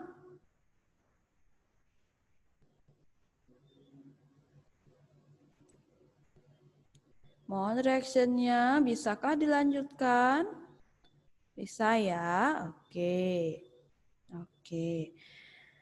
Nah, berikutnya memahami fungsi lembaga keluarga. Nah, lembaga keluarga itu ada di halaman 77. Ya, silahkan dilihat halaman 77 bagian bawah. Fungsi dari lembaga keluarga. Yang pertama, fungsi reproduksi itu melanjutkan keturunan, fungsi proteksi memberikan perlindungan, fungsi sosialisasi menanamkan nilai dan norma, fungsi afeksi memberikan kasih sayang, kemudian fungsi ekonomi itu mencukupi kebutuhan ekonomi, fungsi pengawasan sosial mengawasi atau melakukan kontrol sosial, lalu fungsi pemberian status, ya. Silahkan dipelajari juga fungsi-fungsinya. Oke, anak-anak. Itu ada di soal nomor 29 sampai 32. Contohnya misalnya orang tua atau ayah dan ibu dia berhak melindungi anaknya dari orang jahat gitu misalnya. Itu termasuk yang mana? Berarti termasuk yang proteksi, memberikan perlindungan. Misalnya contohnya. Oke. Berikutnya memahami fungsi lembaga pendidikan. Kalau lembaga pendidikan itu ada di halaman 79 bagian bawah. Apa itu artinya lembaga pendidikan, lembaga yang berkaitan dengan apa? Silahkan dipelajari dengan baik ya. Misalnya lembaga pendidikan itu merupakan lembaga yang berkaitan dengan proses belajar manusia sepanjang hayat. Itu ada di soal nomor 33 dan 34. Oke. Berikutnya, memahami fungsi lembaga agama. Kalau lembaga agama ada di sebelahnya, halaman 78 bagian bawah. Lembaga agama itu merupakan lembaga apa? Lalu fungsinya juga sudah ada di sini. Pedoman manusia menjalani atau menjalin hubungan dengan Tuhan, lalu sumber kebenaran, kemudian pedoman dalam bertingkah laku, mewujudkan keteraturan sosial, mempertemukan antar kelompok dan pedoman manusia berbuat baik. Itu fungsi lembaga agama ada di nomor 35 dan 36. Sudah? Terakhir, memahami jenis-jenis lembaga sosial. Nah, jenis-jenis lembaga sosial tentu kalian sudah tahu, Miss Irma sudah jelaskan, ada lembaga keluarga, lalu lembaga agama, lembaga pendidikan, lembaga ekonomi, lembaga hukum, lembaga politik, lembaga budaya. Nah, tergantung nanti soalnya seperti apa. Lembaga yang berkaitan dengan proses belajar, berarti termasuk lembaga pendidikan. Lembaga yang berkaitan dengan cara mencukupi kebutuhan, berarti termasuk lembaga ekonomi. Begitu seterusnya ya. Itu ada di soal nomor 37 sampai 40. Itu bahan soal 37 sampai 40. Jadi IPS, PAS-nya ada 40 soal pilihan ganda. Oke, anak-anak. Nah, sampai di sini apakah sudah jelas penjelasan kisi-kisinya Miss Irma? Atau ada yang mau ditanyakan? Silahkan ditanyakan dulu. Nah, Miss Irma buatnya di sini berusaha mendetil membuatnya dalam artian agar kalian tidak bingung saat mempelajari kisi-kisinya ini ya. Ini Miss Irma sudah cantumkan. Oh, jadi oke, anak-anak. Halo? Dengar suaranya Miss Irma? Dengar, Miss. Oh, dengar ya. Tadi tiba-tiba langsung connecting ngulang dia. Tapi kalian sudah dengar penjelasan kisi-kisinya Miss Irma? Sudah, Miss. Sudah ya? Oke. Anak-anak, sekarang Miss Irma persilahkan bagi yang mau bertanya dulu mengenai penjelasan kisi-kisinya Miss Irma tadi. Mungkin ada yang belum mengerti. Atau ada yang masih kurang paham mengenai kisi-kisinya. Ini. Kalau sudah mengerti atau sudah jelas, tolong berikan reaksinya anak-anak agar Miss Irma tahu seberapa orang atau berapa yang sudah jelas mengenai kisi-kisinya. Baru 4 orang, yang lainnya bagaimana? 5?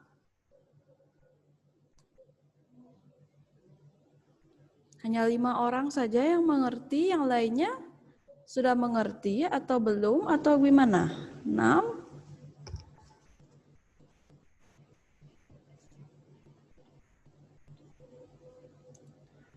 Oke, berarti semua sudah mengerti ya. Penjelasan kisi-kisinya Miss Irma sudah jelas anak-anak. Sudah cukup jelas ya kisi-kisinya.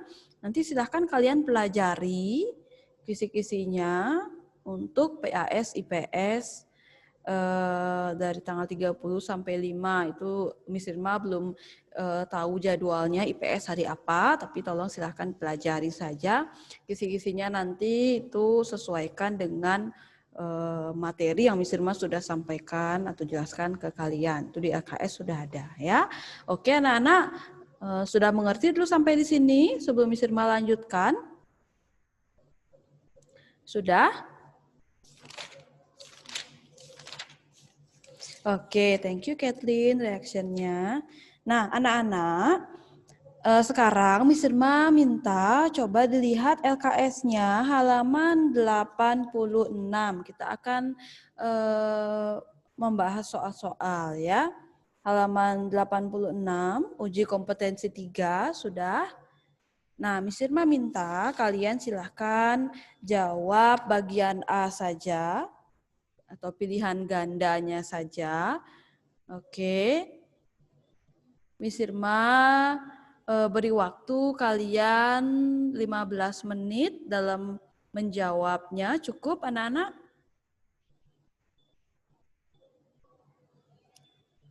Apakah cukup 15 menit anak-anak? Halo.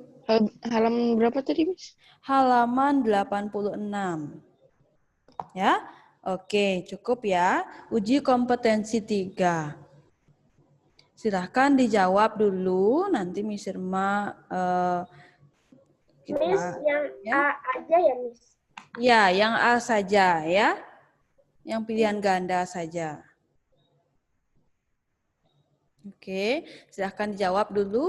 Miss Irma berikan waktu 15 menit, berarti sampai jam 10 kurang. 10 lebih 2 menit ya. Benar ya. Oke, silakan anak-anak dijawab dulu sampai bertemu di jam 10 lebih 2 menit. Oke.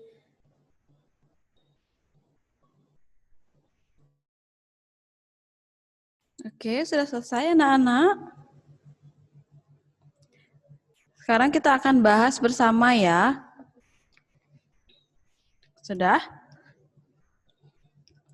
Nomor 1. Miss Irma langsung ya yang membahas anak-anak. Halo? Apakah sudah selesai? Oke. Oke, nomor 1 ya. Pernyataan yang tepat mengenai lembaga sosial ditunjukkan oleh angka. Itu jawabannya C, 2 dan 3. Sudah? C, 2 dan 3. Nomor 2. KPU mengadakan pemilihan umum 5 tahun sekali untuk memilih presiden dan wakil presiden. Sebelum hari pelaksanaan pemilu, KPU melakukan hari sosialisasi mengenai tata cara memilih calon pemimpin. Pernyataan tersebut menunjukkan fungsi lembaga politik, yaitu yang mana anak-anak? Jawabannya A, mengarahkan masyarakat. Nomor 2, A. Sudah? Nomor 3, gambar di atas itu gambar buku nikah ya. Gambar tersebut menunjukkan ciri lembaga sosial, yaitu memiliki A, simbol. Tolong dipelajari ini baik-baik ya anak-anak. Nomor 3, A. Sudah? Nomor 4, lembaga sosial yang dapat memenuhi fungsi-fungsi di atas itu merupakan D, lembaga pendidikan. Nomor 4, D. Sudah? Nomor 5, pasangan lembaga sosial dan contohnya. Oh ya, lembaga sosial dan contohnya yang tepat ditunjukkan oleh pasangan B, X1, Y3, dan X2, Y1. Nomor 5, B. Sudah? Nomor 6, gambar di atas itu orang lagi sembahyang ya. Gambar di atas menunjukkan fungsi lembaga agama, yaitu C, memberi pedoman tata cara berhubungan dengan Tuhan. Nomor 6, C. Sudah? Nomor 7, upaya kepolisian tersebut mencirikan fungsi lembaga hukum, yaitu nomor 7, A, melindungi warga masyarakat. Sudah? Nomor 8, jumlah uang kartal yang beredar dalam masyarakat harus diatur agar tidak terjadi inflasi. Untuk mengendalikan laju inflasi diperlukan peran lembaga. Kalau inflasi itu nilai tukar rupiah turun ya. Diperlukan lembaga tentunya D, lembaga ekonomi. Nomor 8 ya. Nomor 9,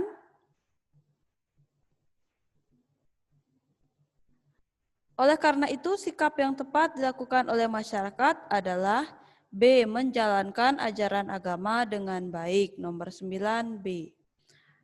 Sudah? Nomor 10, jenis usaha imam tersebut termasuk dalam sektor B, agraris.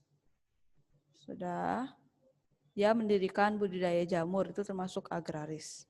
Nomor 11, berdasarkan ilustrasi tersebut, fungsi lembaga agama adalah C, menanamkan sikap toleransi antar golongan dalam suatu wilayah. C. Ya, dia mengadakan kerja bakti. Nomor 12, gambar di atas itu orang sedang berpamitan ya. Gambar di atas menunjukkan contoh penerapan norma B, kebiasaan atau folkways. Nomor 12, B. Sudah?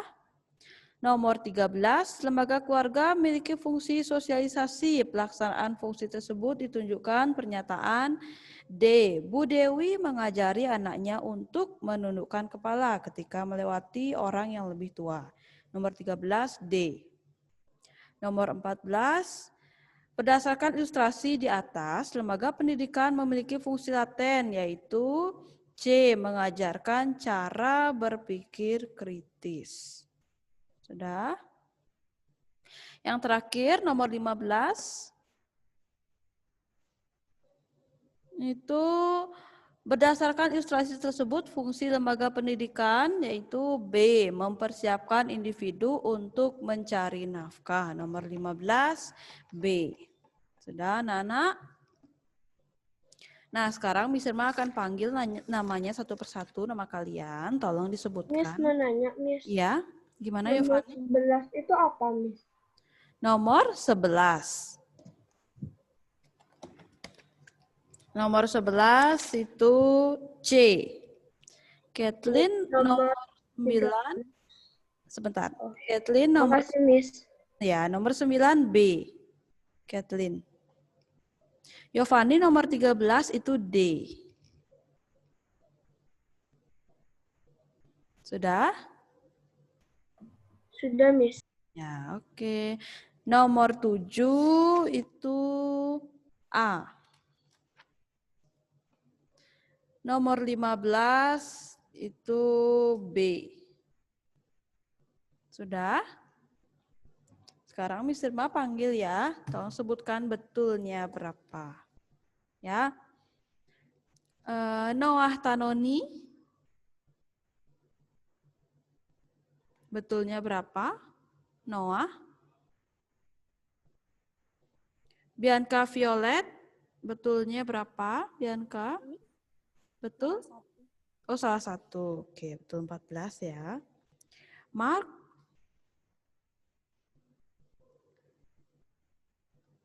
Betulnya berapa, Mark? Shalomita? Saya betul. Yes. Betulnya berapa?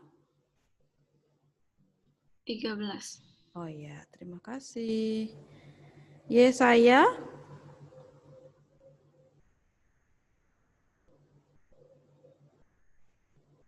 Betulnya 11, Miss. Oh iya, terima kasih. Tiffany? Betul, 13. Betulnya 13. Elijah? Betul, 13. Oke, Sean Jeremy?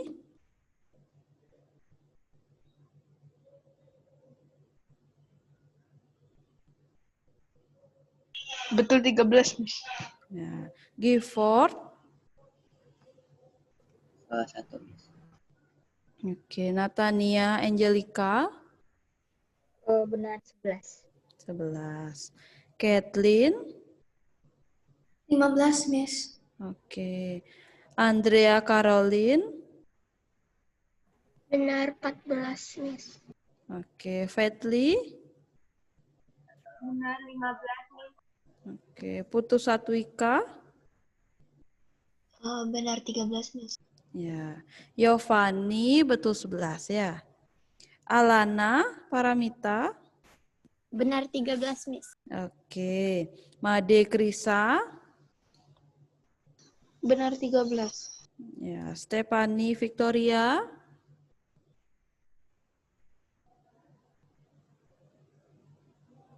Stephanie Victoria nggak ada ya? Fiona?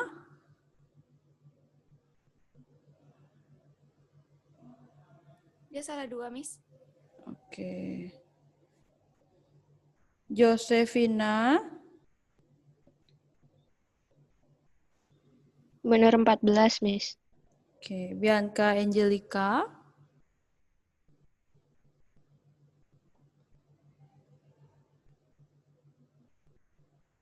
Bianca Angelica? Oke, tidak ada ya. Berarti yang belum itu Noah, kemudian Mark, dan juga Bianca. Ya? Bianca, betul berapa? 10.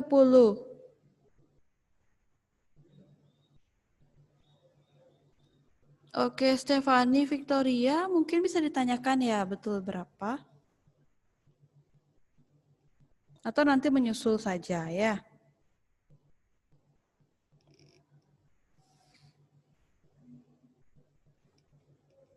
Oke anak-anak, untuk pembelajaran PS hari ini atau pembahasan kisi-kisi, sekali lagi Miss Irma tanyakan apakah ada yang mau bertanya dulu?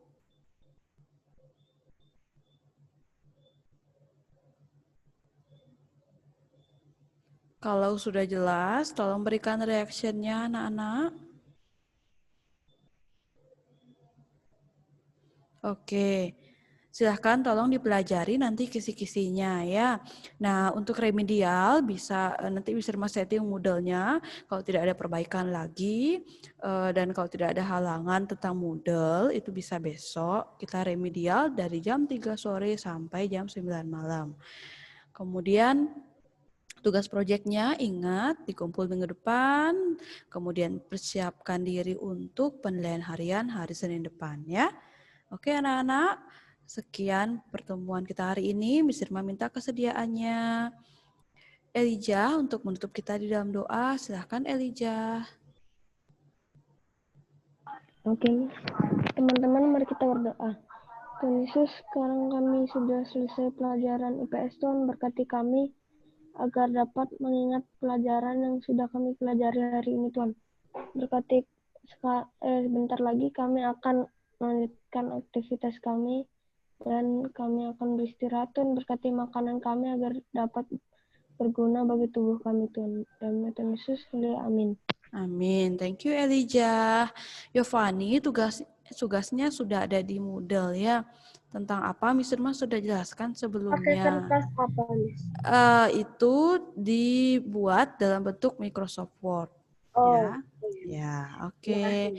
Oke, selamat beristirahat anak-anak. Sampai bertemu di pertemuan berikutnya. Terima kasih. Tuhan Yesus memberkati.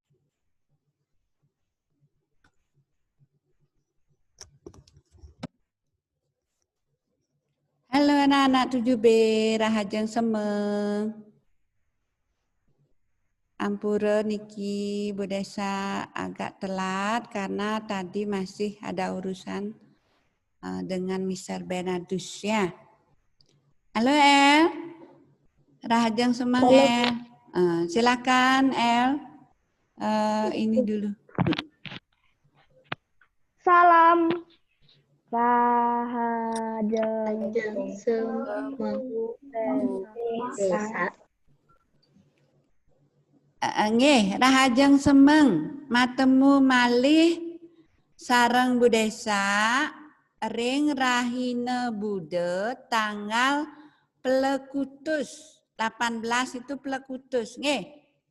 Plekutus November kali tali kali dase. Nah, Plekutus itu ada kaitannya dengan akehne aksara wiastra. Werastra.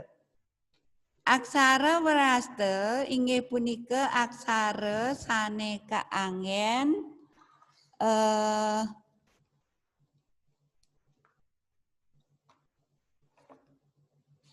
aksara wiastra inggih punika aksara saneka angin nyuratang bahasa Bali lumrah.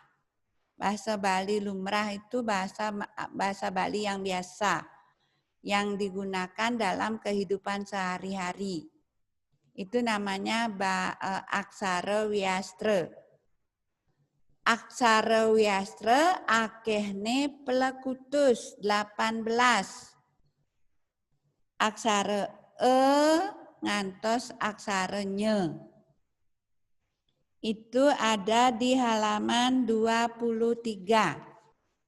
Anak-anak untuk materi PAS aksara Bali kalian pelajari dari halaman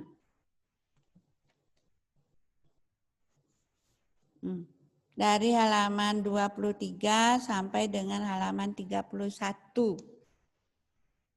Halaman 30 telung dasa wenten pengangge aksara. Nggih. Nah, sebelumnya Bu Desa mau cek dulu Ya. Yang sudah anak-anak 7B, Bu Desa belum sempat download ya. Bu Desa cek dulu anak-anak 7B yang sudah mengumpulkan ya. Hari ini kita pembelajaran kita tentang waktu pertemuan kita saat ini akan Bu Desa gunakan untuk tanya jawab. Setiap pertanyaan dan jawaban yang benar, Bu Desa akan kasih poin 5.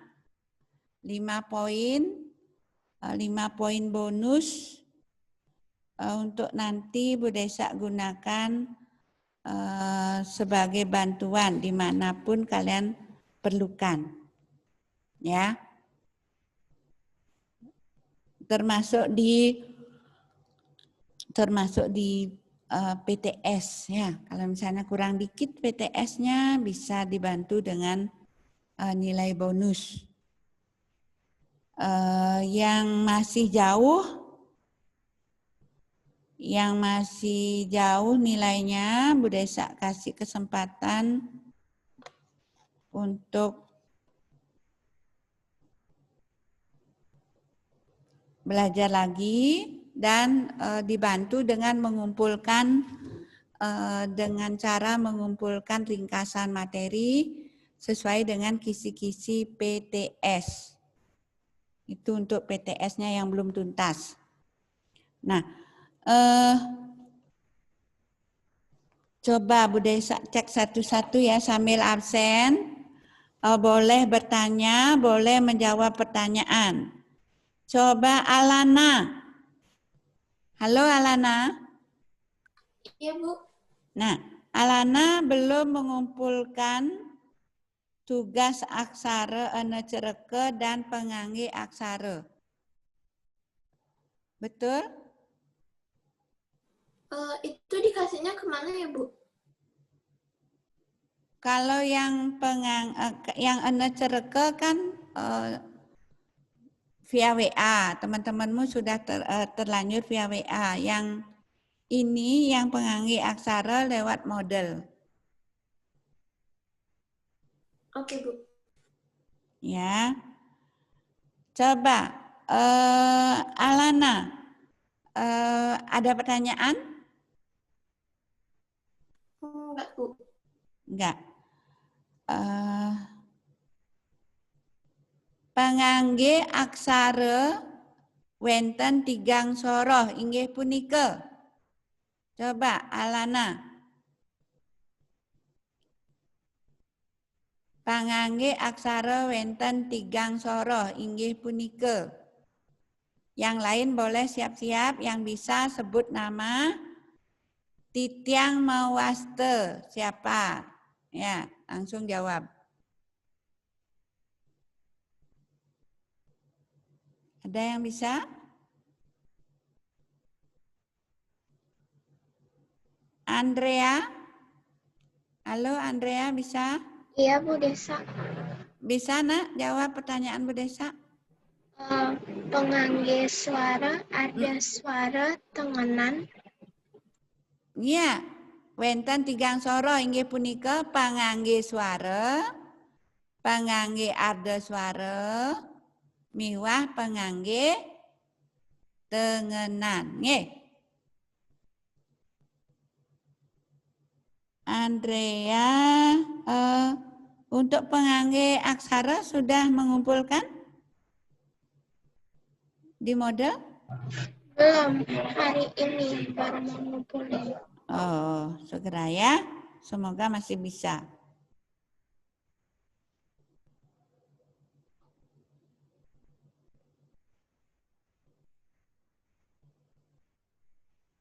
Bianca. Bianca. Saning halo Bianca, ada Bianca? Bu Desa ada 2 Bianca, ada Bianca Angelica sama Bianca Angelica. Bianca Angelica. Bu Desa ambil sesuai nomor urut. Bianca Angelica ada? Halo? Bianca Angelica?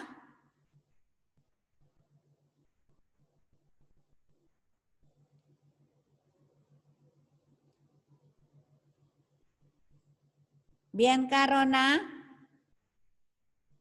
Halo? Bianca Rona?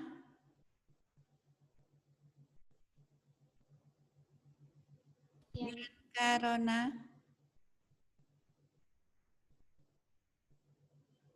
Halo Bianca?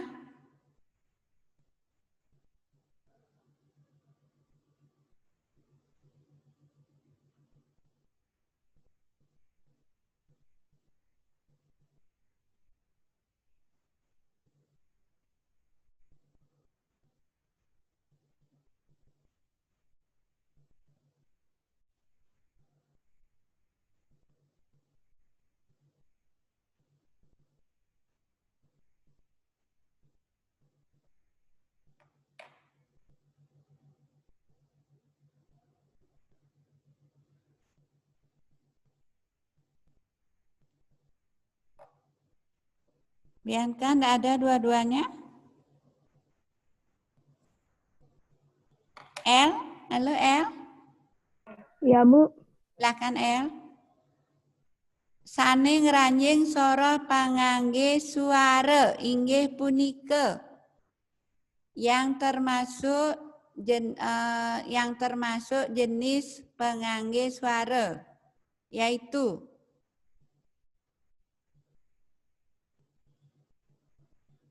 pangangge suara ada ulu, suku, taleng, taleng tedong, sama pepet, Bu. nggih. Ulu maswara? Ulu maswara napi? Ulu. Ulu. I. Kalau suku? Ya. Taleng? Taleng? Ulu maswara I. Suku mata maswara U, taleng maswara napi, Sirauning? Siapa tahu? Siapa yang jawab tuh? Elijah, Bu. Oh ya, terus. Taleng tedong? O. Kalau pepet? Ya. Nah, sekarang Paitli. Paitli ada? Ya, Bu Desa. Ya. Pertanyaan Bu Desa. Aksara wiastra wenten pelekutus ada 18.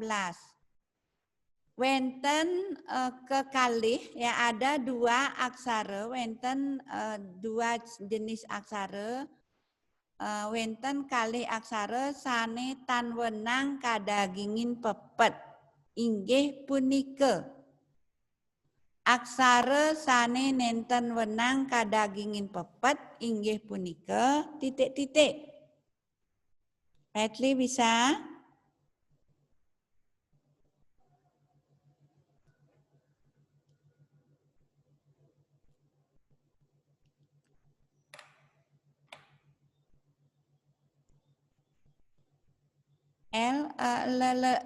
Yang video lelenge itu sama pengangge itu ada share di grup? Sudah, Bu. Sudah saya share di grup. Ayo anak-anak tolong ya, sudah dibantu dengan video, silakan lihat di grup. Terima kasih El. Halo, siapa bisa? Aksara yang tidak boleh, yang tidak bisa dikasih pepet. Inggih punika. Ada di video. Saya yang mau Catherine. Nggih. Aksara ra dan la. Ya, re dan le. Re kagentosin antuk. Re diganti dengan apa? Kalau re dapat pepet diganti dengan apa?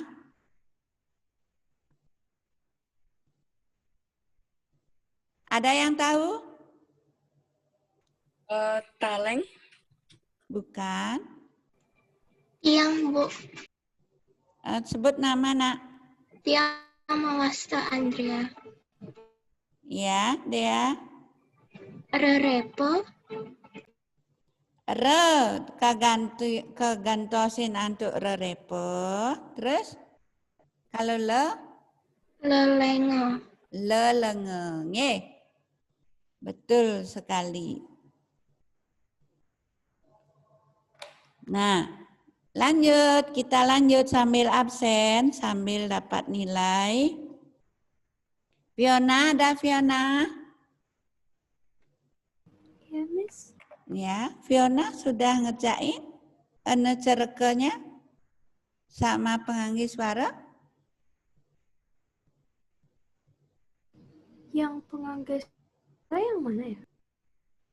Yang cereke Fiona juga belum Budesa terima.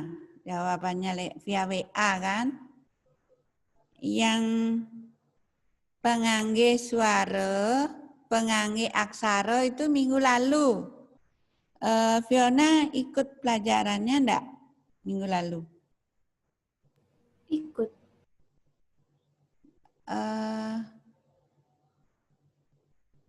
Ada di model. Coba Bu Desa tanya. El, halo El. El. Iya, Bu. El sudah ngerjain penganggih aksaranya? Sudah, Bu. Sudah dikirim ke model. Oh ya, dapat soalnya di model kan? Iya, Bu. Ya, soalnya download di model dan Bu Desa juga sudah share minggu lalu. Minggu lalu di-share di kelas. Ada juga yang kalau kelas waktu itu belum bisa di-download ya. Kalau kelas 7A, kelas 7A belum bisa di-download, kelas 7B Bu Desa ini dikirim di grup juga sama wali kelasnya.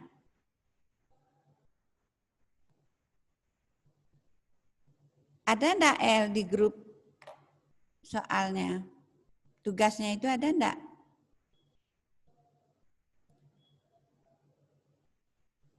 Bu Desa kasih ke Miss Ronald untuk kirim ke grup juga. Di model juga ada. Ya. Ya Fiona. Halo Fiona. Ya, Miss. Segera kerjain ya. Di grup coba, di grup. Bu Desa kasih, Bu Desa kasih Miss Ronald, kirim ke grup, di model juga ada. Ya. Yang cerekenya bagaimana? Belum juga.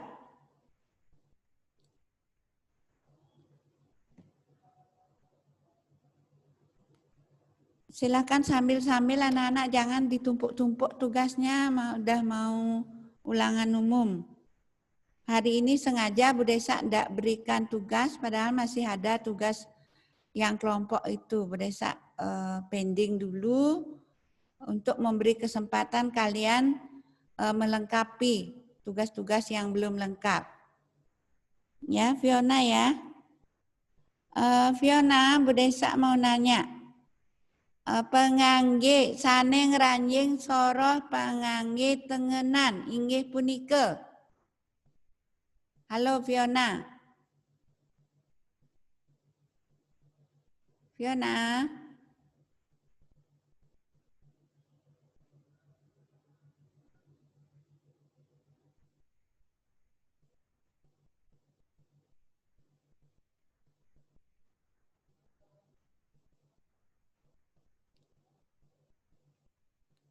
Gifon. Halo Gifon. Iya Bu. Gifon, bisa Gifon?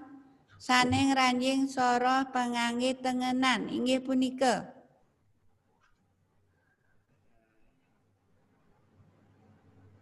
Enggak tahu Bu. Gifon belum ngerjain berarti ya? Yang mana Bu? Pengangge aksara. Udah. Oh, udah kan ada pengangge aksara. Pengangge tengenan. Ada itu di tugasnya, pengangge tengenan. Nomor 2. Apa saja yang termasuk pengangge tengenan? Kalau sudah ngerjain tugas harusnya bisa. Ada yang bisa? Halo? Silakan. Yang bisa silakan sebut nama, dijawab. Nilai 5. Tiang Bu. Tiang Monster Natania. Nggih, Natania. Silakan. Cecek. Surang. Nggih. Pisah. Lan adek-adek. Nggih. Patut pisan.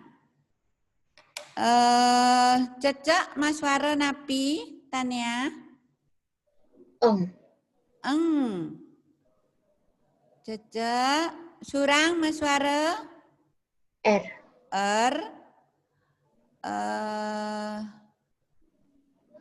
Cecek, surang. Pisah. Bisa? H. Nggih. Adeg-adeg. Nggih. Adeg-adeg nengen. Tergantung pada, kalau adeg-adeg tergantung pada aksara yang terakhir. Nggih. Tania. Gifon. Josefina. Leora, halo? Iya, Bu. Leora, saning ranjing soroh pangangge arda swara. Inggih punika. Nania, guung, gantunganlah, suku kembung. Nggih. Patut pisan.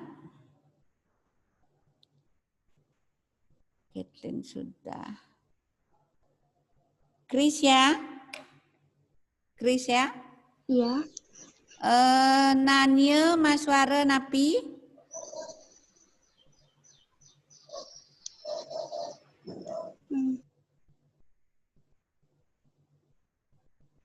Nanya suku kembung, guung, gantungan le, ngeranjing soroh pengangge napi, Kris ya.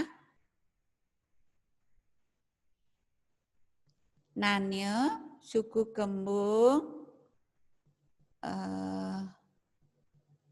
gantungan le, ngeranjing soroh pengangge suara napi.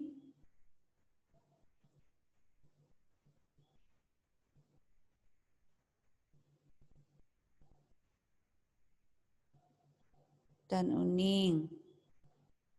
Max. Halo Max. Yep. Saning ranjing soroh tengah. Max. Saning ranjing soroh pengangge arda suara. Inggih punika. Lihat buku halaman 30. 31. Ayo semuanya, 31. Pangangge arda suara.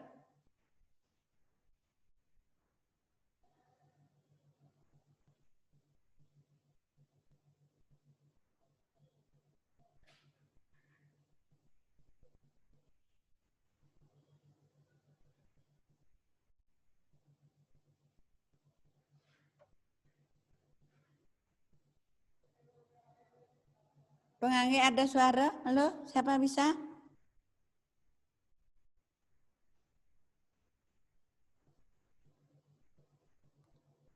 Noah, bisa Noah?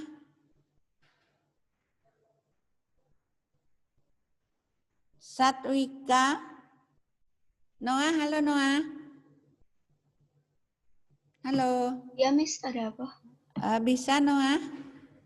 Oh, Noah enggak ada. Satwika. Ya, Miss, ada apa? Saneng ranjing soroh pangangge ada suara inggih punika. Nania gulung gantungan lah suku kembung. Nggih. Ayo Nania, Mas suara napi? Ya. Iya. Gantungan le. Lah. Le, terus? Gulung ra suku kembung wa. Iya, nggih.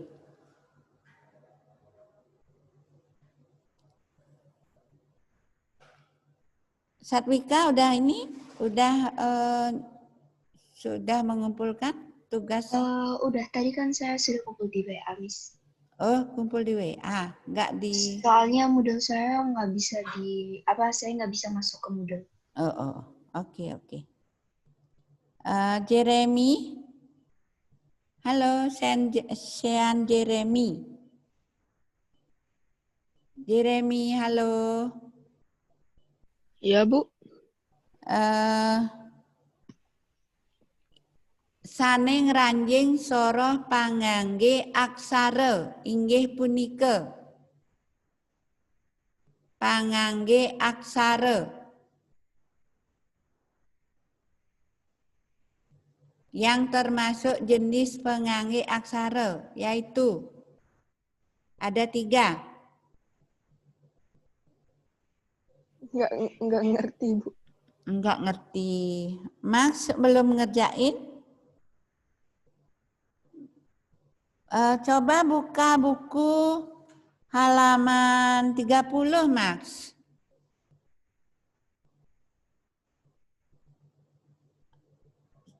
Max bawa buku? Ya.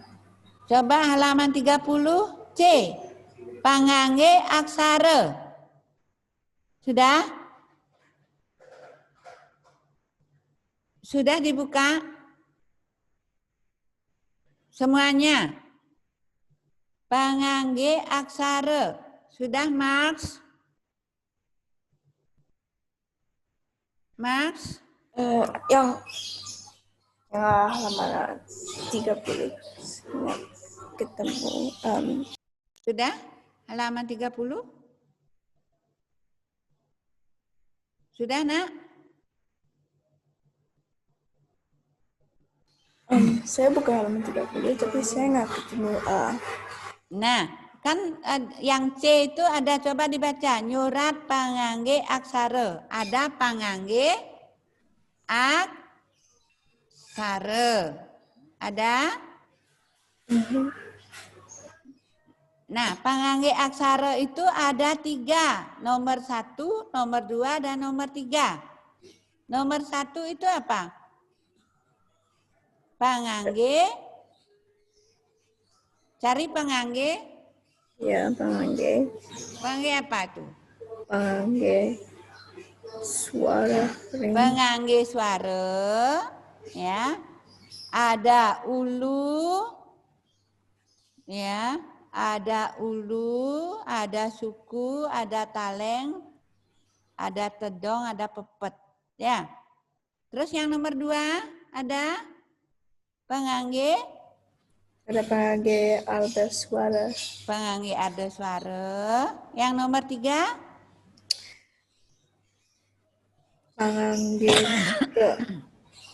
Pangangge tengenan. Ya, pangangge tengenan. Mak tolong ya diperhatikan, berarti ada 3. Wenten pangangge aksara wenten 3 soroh inggih punika. Coba ulangi, Max. Pangangge. Pangangge suara Pangangge ada suara dan pangangge tengenan. Iya. Dan pengangge tengenan. Pengangge suara ya. Terus lanjut Mak sudah, Tania sudah, Noah sudah. Satwika sudah, Jeremy.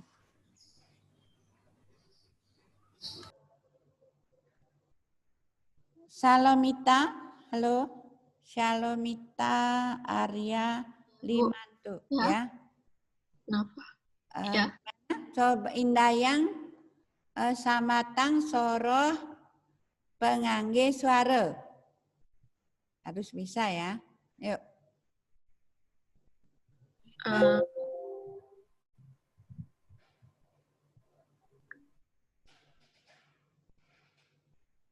Pengangge suara. Yang ulu, suku, taleng, taleng kedong, pepet. Ya, pengangge suara itu yang jelas ada di halaman 24. Nggih, kasih tanda anak-anak yang harus kalian pelajari. Ulu. Ma suara I, ngetuang suara I, suku ngetuang menimbulkan suara U, taleng E, taleng tedong O, pepet E.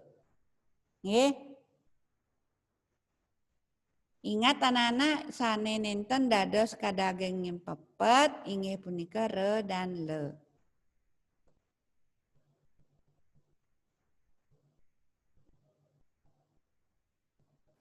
Permisi Bu, halaman berapa Bu? Pengangge suara. Pengangge suara itu halaman 24. Terima kasih. Ya, dikasih tanda ya.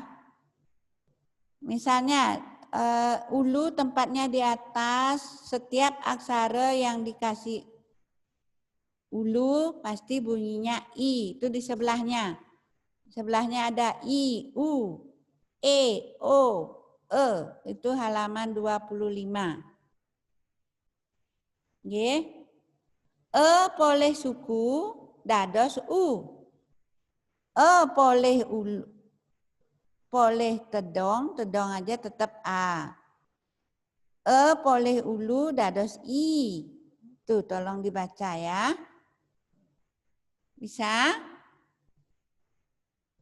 Kita lanjut. Stefani.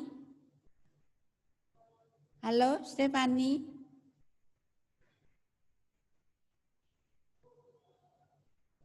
Stefani ada? Stefani Victoria Chandra. Tiffany ada Tiffany? Ya. Tiffany ada pertanyaan? Enggak sih. Tiffany belum sudah ngumpul ininya?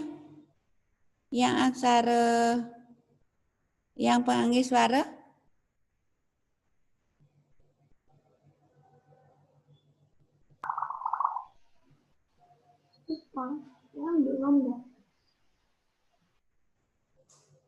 Tiffany yang aksara juga belum ya?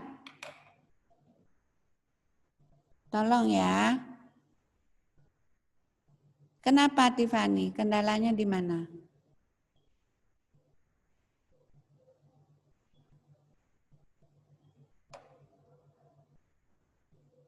Yesaya? Ya Bu Desa. Yesaya udah ngumpulkan yang pengangge suara, pengangge aksara? Hari ini mau dikumpul, soalnya kemarin itu lagi bermasalah. Oh ya. Kalau misalnya bermasalah, coba sekarang ya. Yuk coba dulu. Kalau misalnya masih bermasalah, terpaksa di WA aja ya. Kalau udah selesai kan saya? Udah. Yovani, halo Yovani. Iya, Bu. Sudah ngumpul? Yang mana, Bu? Yang pengangge aksara. Oh, belum, Bu. Yang aksara juga belum. Kenapa, Belum. Nak? Kenapa? Wordnya itu kadang-kadang error, Bu. Sudah, kalau yang aksara kan via WA. Error WA-nya? Enggak sih, cuma koneksinya sering putus-putus. Sudah ngerjain belum, Yovani? Belum, Bu. Oh, belum. Ngerti kan tugasnya? Ngerti kan tugasnya? Ya. Ayo tolong ya. Tolong segera, jangan ditumpuk-tumpuk tugasnya.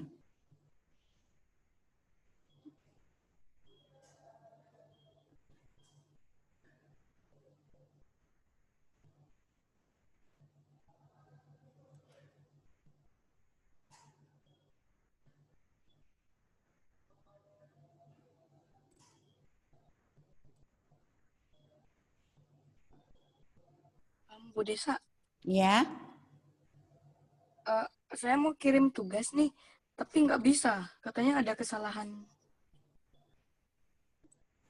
Kesalahan apa, Nak? Siapa? Di saya ya? Ya. Di WA aja ya. Di WA aja biar enggak telat tugasnya. Ya. Nah, anak-anak, materi hari ini adalah kesempatan kita tanya jawab. Perhatikan baik-baik biar nanti PAS-nya bagus. Nah, nanti untuk pertemuan kita minggu depan itu sudah pertemuan terakhir. Kita akan bahas kisi-kisi. Ya. Nah, untuk hari ini kita sudah bahas, Bu Desa sudah review tentang aksara.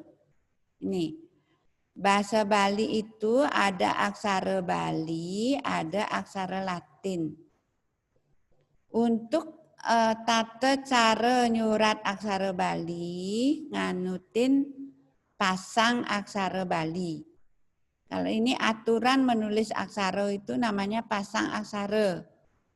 Sedangkan kalau aturan menulis aksara Latin sesuai dengan ejaan bahasa Latin.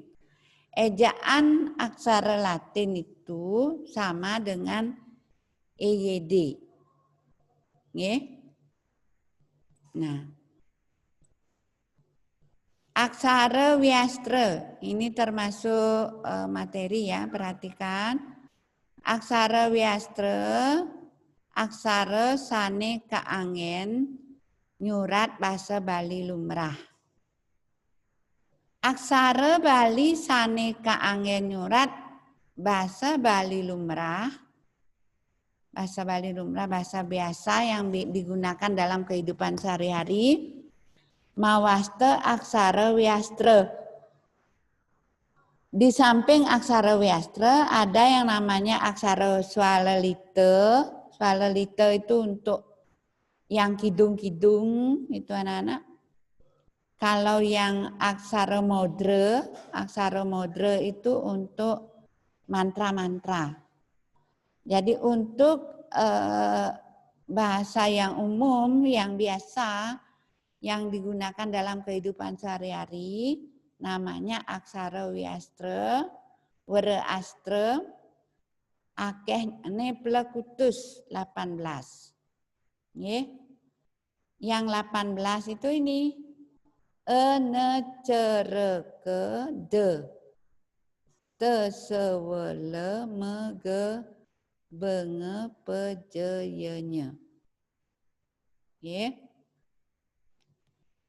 Pangangge aksara.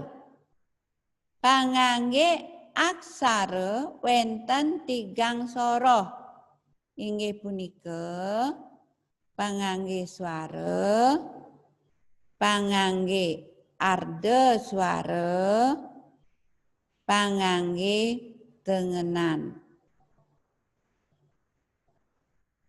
Nggih.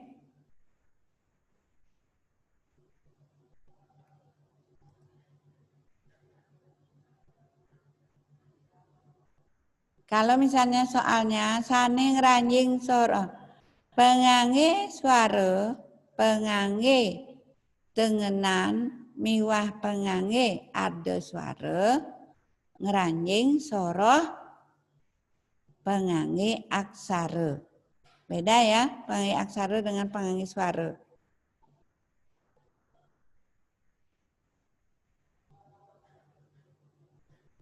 Pangangge swara inggih punika. Apa itu pangangge swara? Pangangge swara inggih punika pangangge sane kaangen ngobah swara a. Jadi pangangge swara sane kaangen mengubah, yang digunakan untuk mengubah suara a kan anacaraka. A dados suara nganutin pangangge suara nyani. Misalnya itu ada di halaman 24 anak-anak. Aksara e polih ulu dados i. Huruf latine i.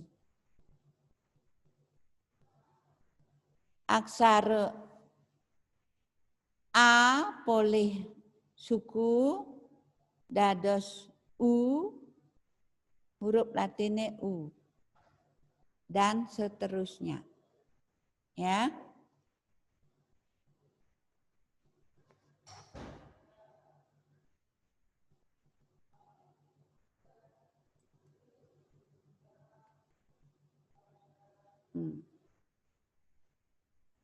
Pangangge suara ada 3, yaitu pangangge suara. Pangangge aksara ada 3, yaitu pangangge suara. Ulu, suku, taleng, taleng tedong, pepet. Aksara wenten kalih aksara sane tan wenang kadagingin pepet inggih punika re dan le. Re kagantosin antuk re repe, le kagantosin antuk le lenge.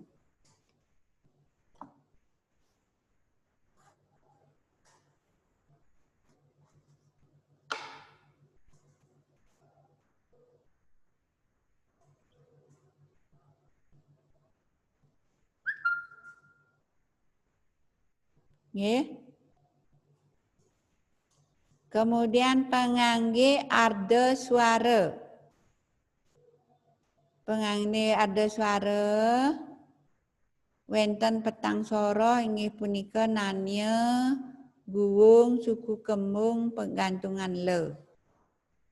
Maswara ye, maswara re, maswara we, maswara le.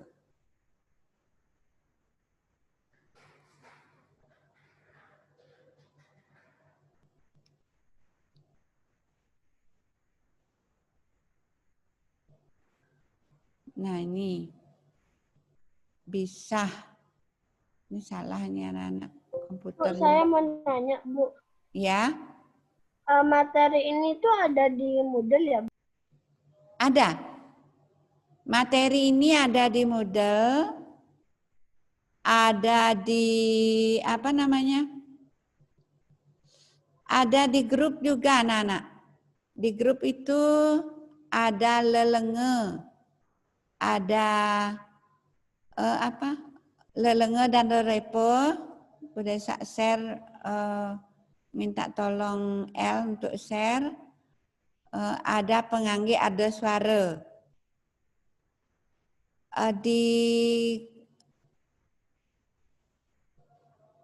Di model ada Kalau kalian mau di YouTube juga ada anak-anak. Ya, di YouTube lebih bervariasi. Cari video, kalau kalian mau cari video Aksara Wiastra ada di model, ada di YouTube. Pengangge suara ada, pengangge ada suara, pengangge tengenan ada juga rerepe dan lelenge. Ya, ada pertanyaan yang lain?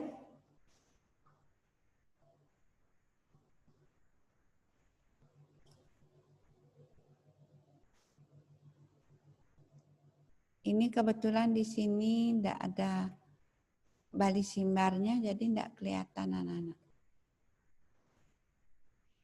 Pengangge tengenan.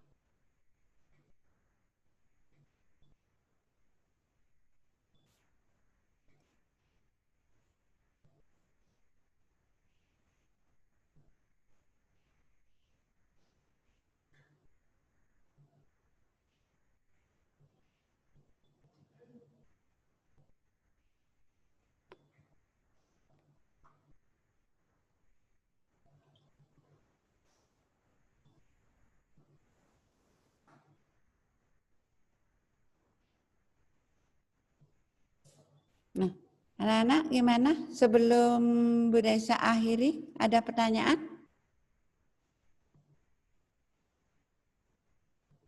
Silakan kalian lihat di grup, lihat di model, boleh juga di YouTube anak-anak ya.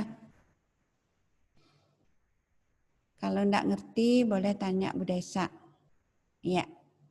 Gimana? Ada pertanyaan?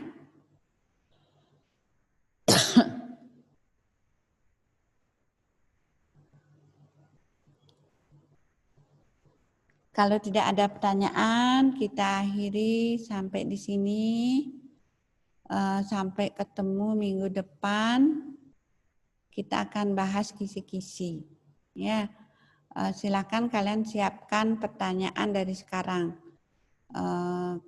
Kalau pertanyaan Bu Desa tetap apresiasi, kasih nilai bonus. Ya, sampai di sini dulu. El, silakan El. Oke, Bu Desa. Salam.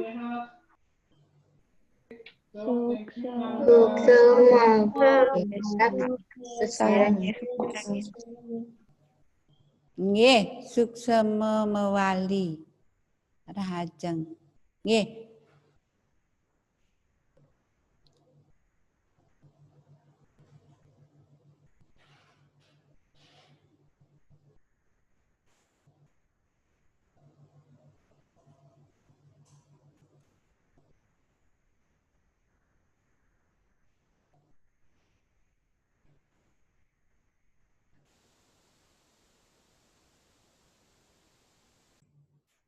Halo. Halo, selamat siang anak-anakku. Halo Natania. Apa kabar kalian semuanya? Halo El, halo Kathleen. Miss Yani harap kalian selalu dalam keadaan sehat.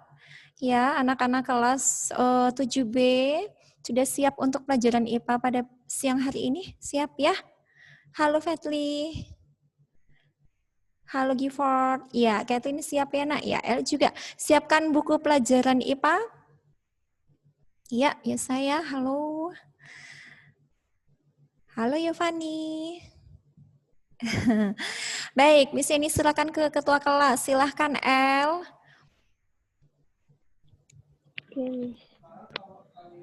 Greetings. Good afternoon, Miss Diani. Okay, good afternoon. How are you? I'm fine, Fine, thank you. And how are you? Fine, thank you. Iya, terima kasih El dan anak-anak semuanya. Ya, baik, hari ini kita melanjutkan pelajaran IPA ya nak ya. Minggu lalu kita sudah belajar tentang larutan basa dan juga larutan asam. Hari ini kita akan melanjutkannya tentang indikator asam dan basa. Sebentar, bisa ini share screen dulu ya. Oke, apakah bisa terlihat untuk PowerPoint-nya? Tolong beri reaction thumbs up. Terlihat dengan jelas? Iya, thank you El. Yang lainnya terlihat dengan jelas ya nak ya?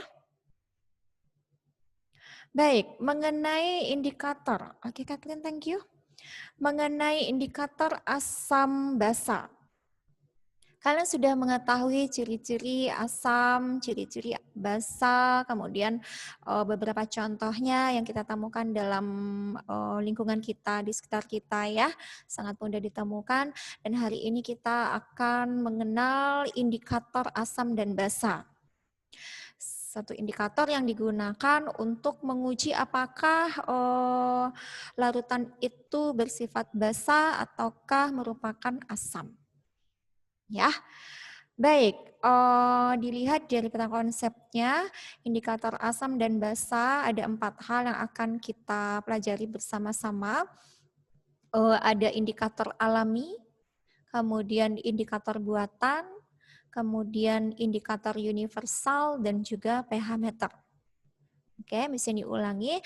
Mengenai indikator asam dan basa kita akan mempelajari 4 hal. Yang pertama indikator alami, yang kedua indikator buatan, yang ketiga indikator universal, dan yang keempat adalah pH meter. Kita akan bahas satu persatu ya, dimulai dari indikator alami. Sebentar, ya. Indikator alami, ya. Indikator alami ini adalah indikator yang dapat dibuat dengan cara mengekstrak bagian-bagian tumbuhan.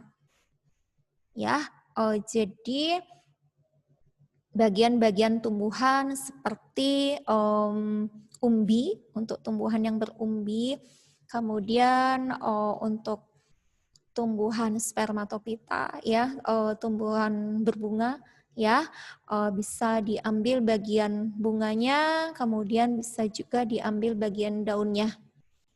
Oke. Iya, baik, ada yang bertanya, Miss, materinya ada di Moodle. Iya, materinya ada di Moodle, nak. Untuk saat ini mungkin ada perbaikan Moodle-nya ya.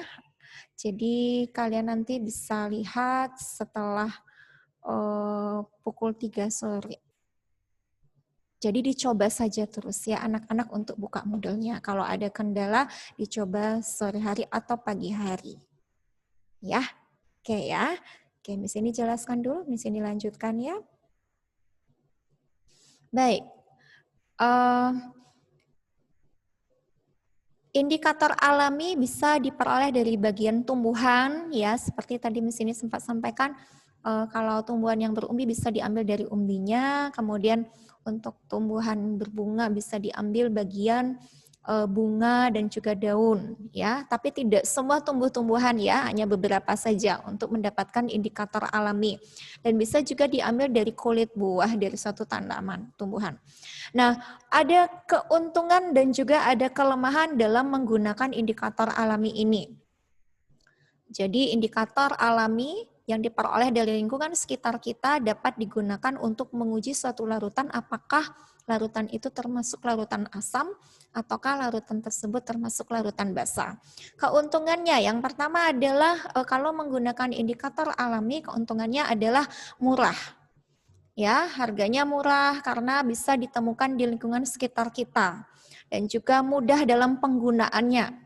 Ya, jadi dari ekstrak yang diperoleh dari bagian tumbuhan itu bisa langsung dicampurkan dengan larutan yang akan diuji.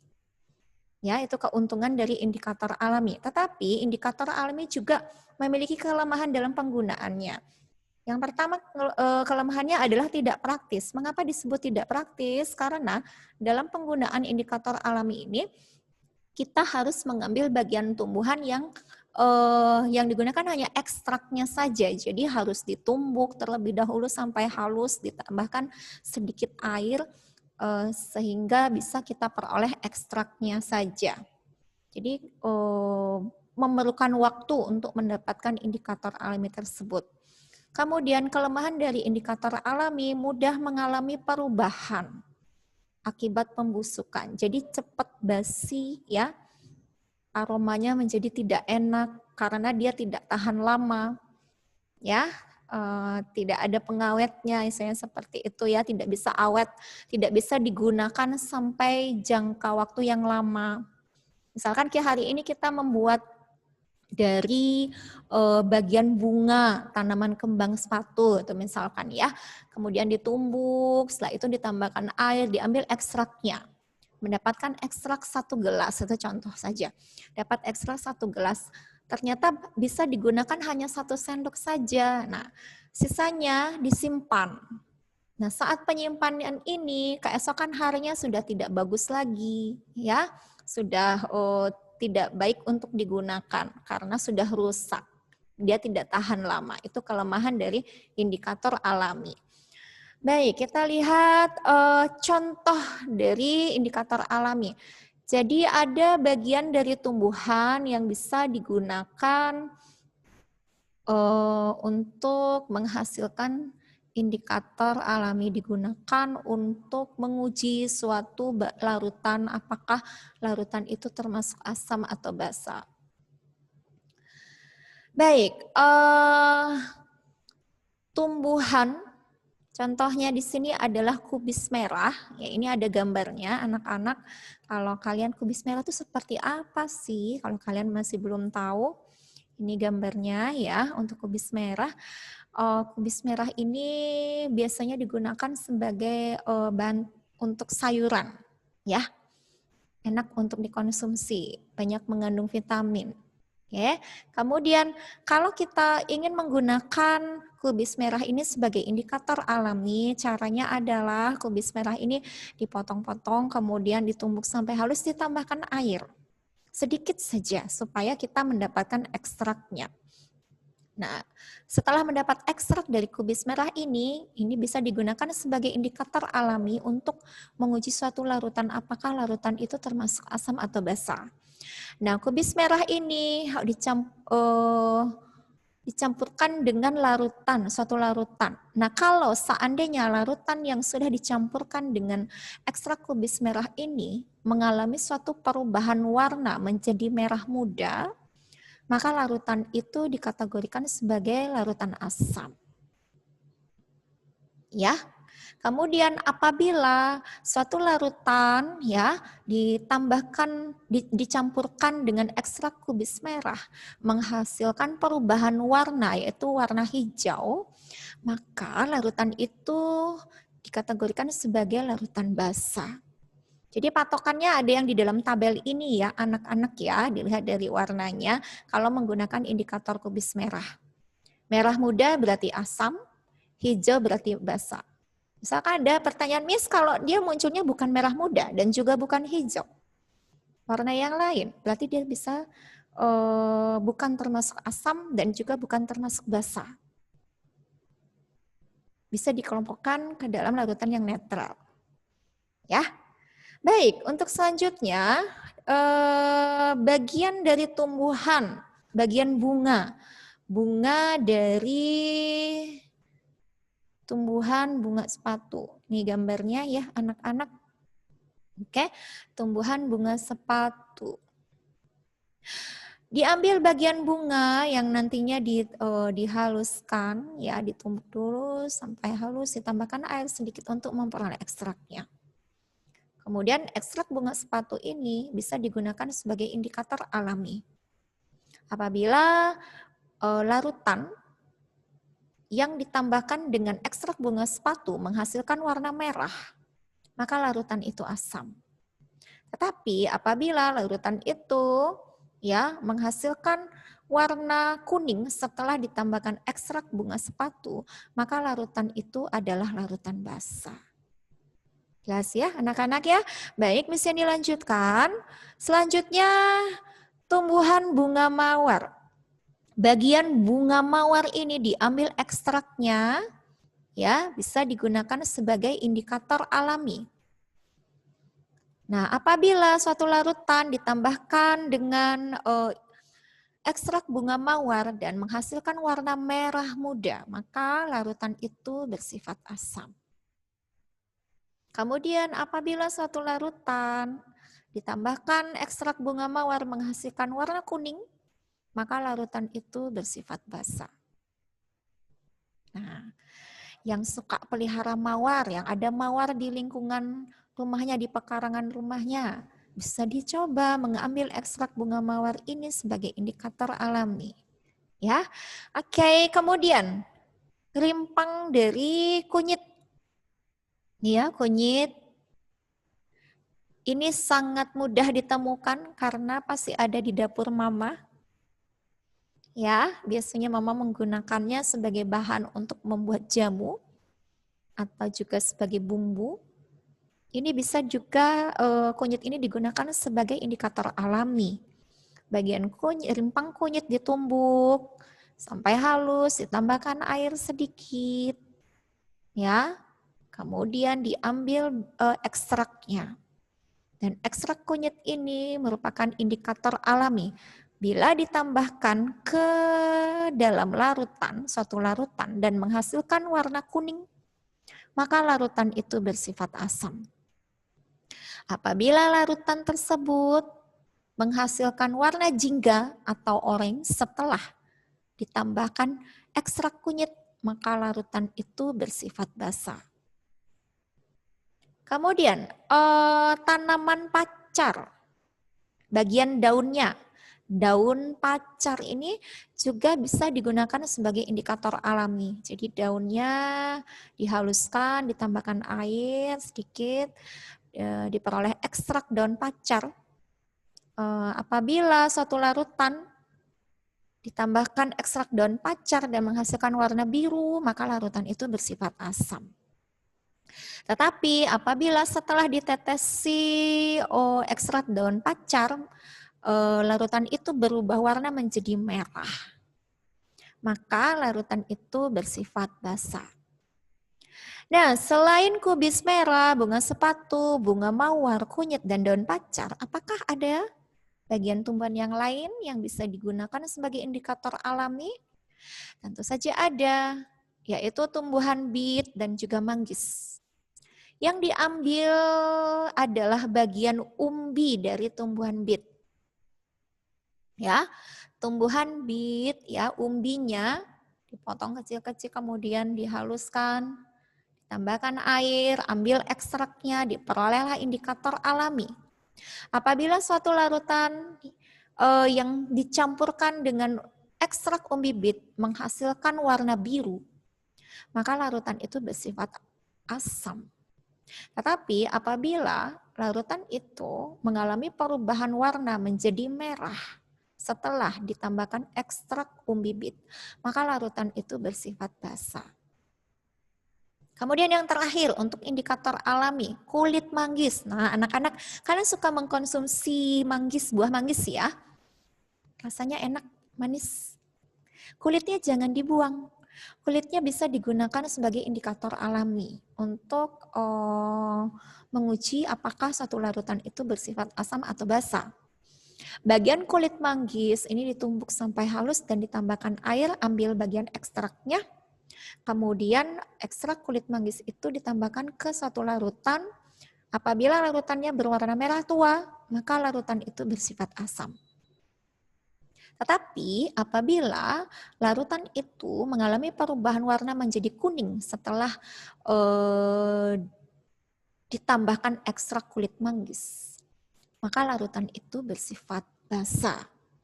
Oke ya anak-anak ya, demikian mengenai indikator alami dan juga perubahan warna yang ditimbulkan apabila ingin menguji apakah larutan itu bersifat asam atau basa. Baik, kita kembali ke peta konsep. Setelah indikator alami, kita lihat indikator buatan. Nah, anak-anak, indikator alami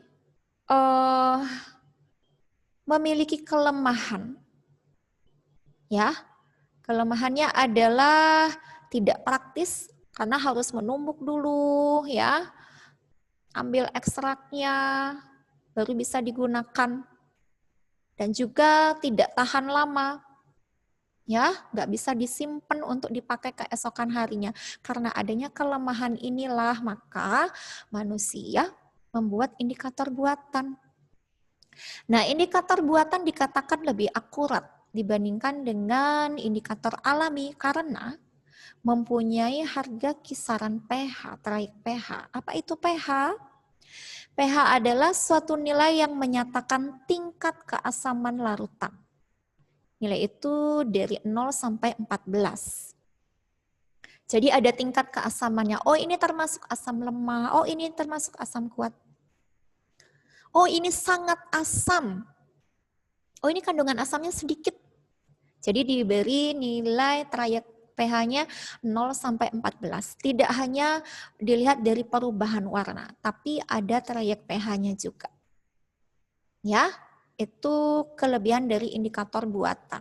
Dia sangat akurat. Sedangkan kalau indikator alami, kita hanya bisa melihat perubahan warna yang dialami setelah dicampurkan dengan indikator untuk mengetahui apakah dia basa ataukah dia asam. Tetapi kalau dengan menggunakan indikator buatan, kita bisa mengetahui kisaran pH-nya, tingkatan keasamannya. Oh, ini rendah asamnya. Oh, ini asamnya tinggi. Ya, tidak hanya terlihat dari perubahan warna saja. Baik, kita lihat yang termasuk dalam indikator buatan. Ada metil jingga atau metil orange MO, ya, warna yang dihasilkan kalau dia berupa asam maka akan menunjukkan warna merah.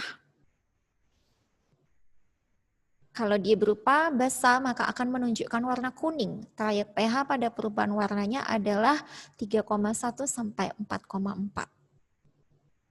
Nah, kemudian indikator buatan yaitu metil merah. Singkat di sini MM, warna yang dihasilkan untuk asam berwarna merah, untuk basa berwarna kuning. Kemudian trayek pH pada perubahan warnanya 4,4 sampai 6,2.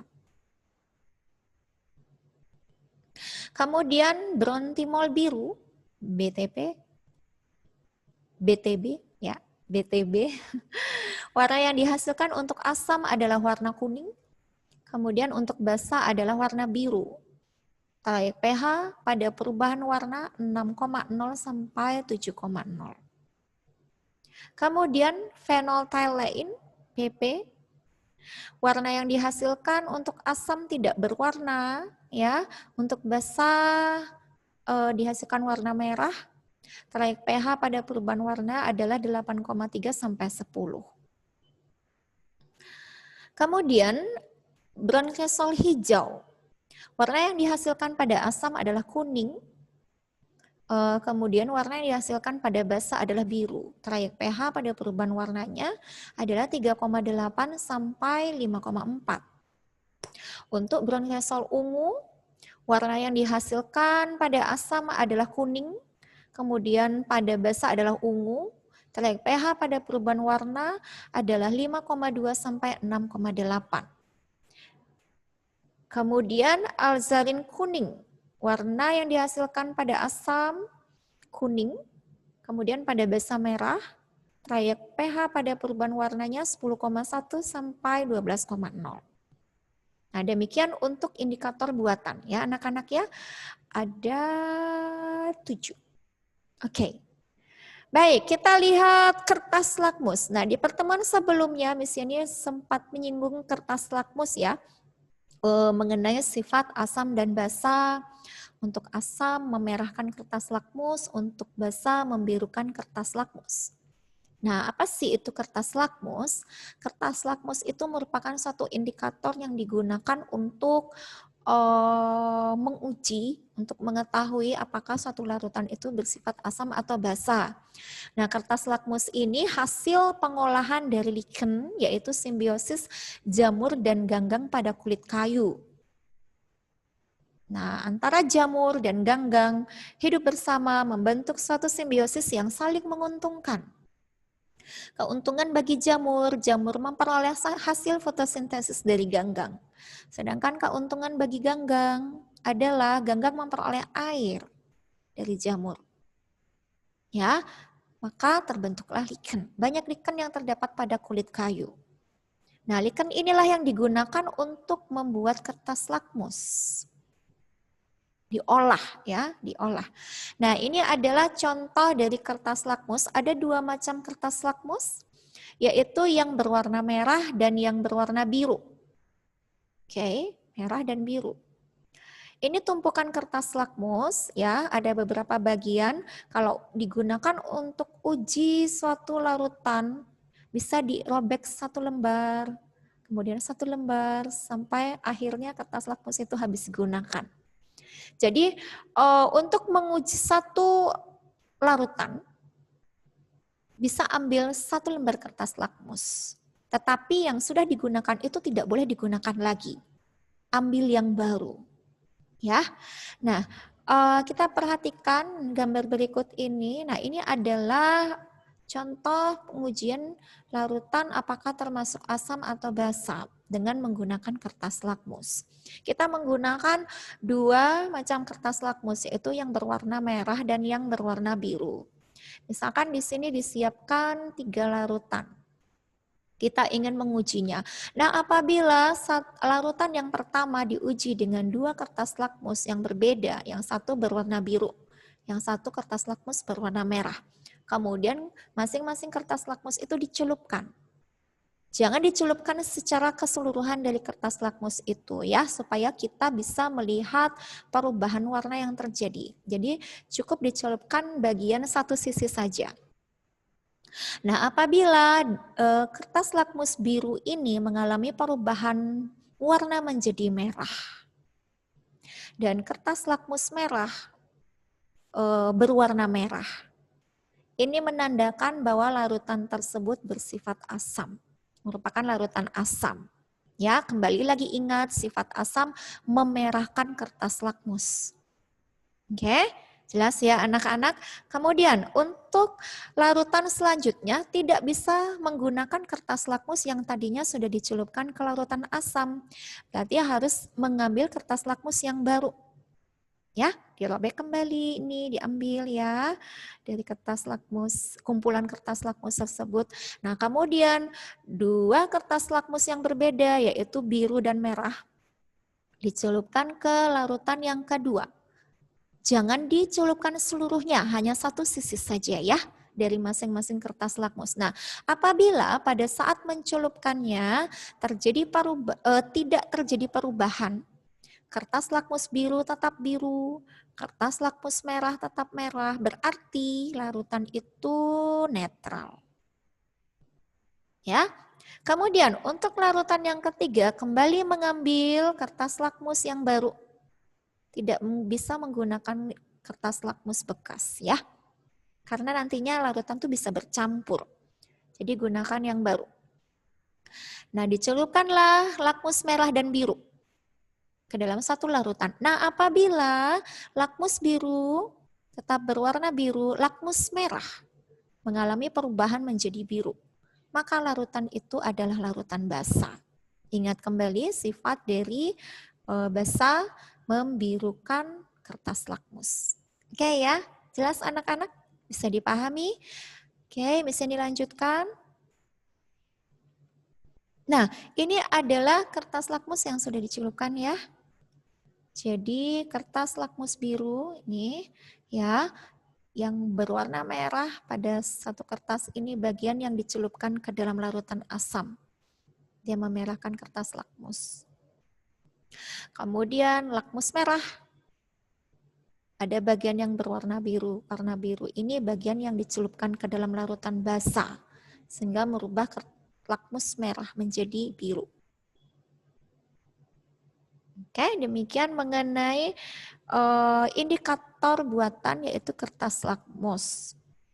Nah, indikator universal. Tadi kita sudah mempelajari indikator alami, indikator buatan, indikator alami ini contoh-contohnya juga ya, keuntungannya dan juga kelemahannya, indikator buatan, contohnya, kemudian ada kertas lakmus ya, perubahan warna yang terjadi, contohnya, kemudian kita lanjutkan indikator universal. Nah, indikator universal ini sama dengan berupa kertas juga, sama seperti indikator kertas lakmus ya, berupa kertas juga.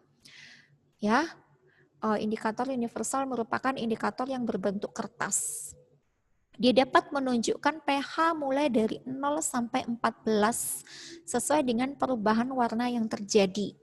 Tetapi kelemahannya masih kurang teliti jika dibandingkan dengan pH meter.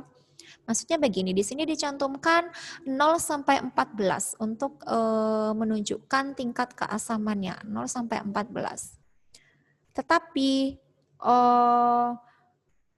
lebih teliti pH meter. Contoh, misalkan kita menggunakan indikator universal untuk menguji suatu larutan apakah asam atau basa. Dengan mencelupkan indikator tersebut, muncul nilai 9 untuk pH.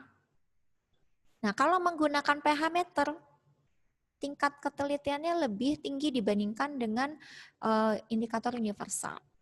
Dia bisa muncul 9,1 atau 9,2.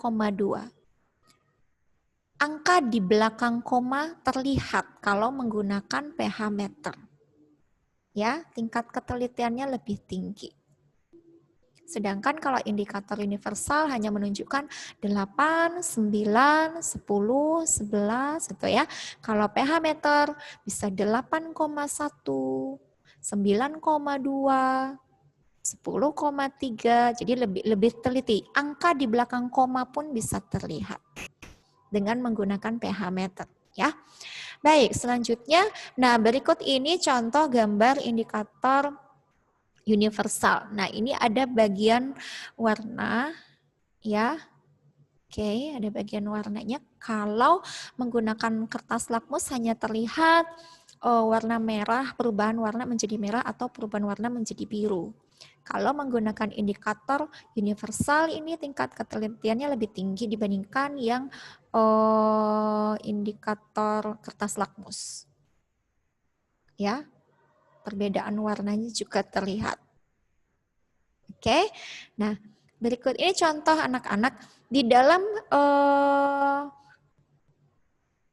sampul dari kertas lakmus, indikator universal nih ya, ini ada di dalam kotaknya kertas-kertas ini, kertas indikator universal, ini sampulnya ya, akan terlihat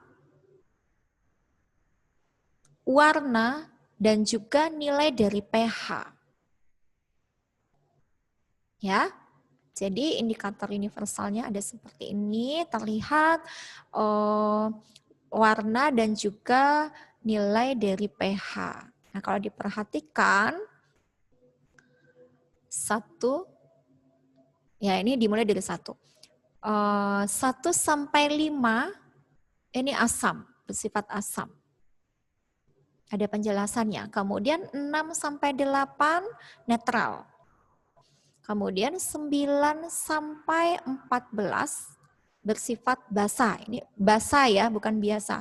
Basa. Nah, kemudian diambil indikator universal untuk menguji suatu larutan selembar ini ya, yang berupa kertas yang memanjang.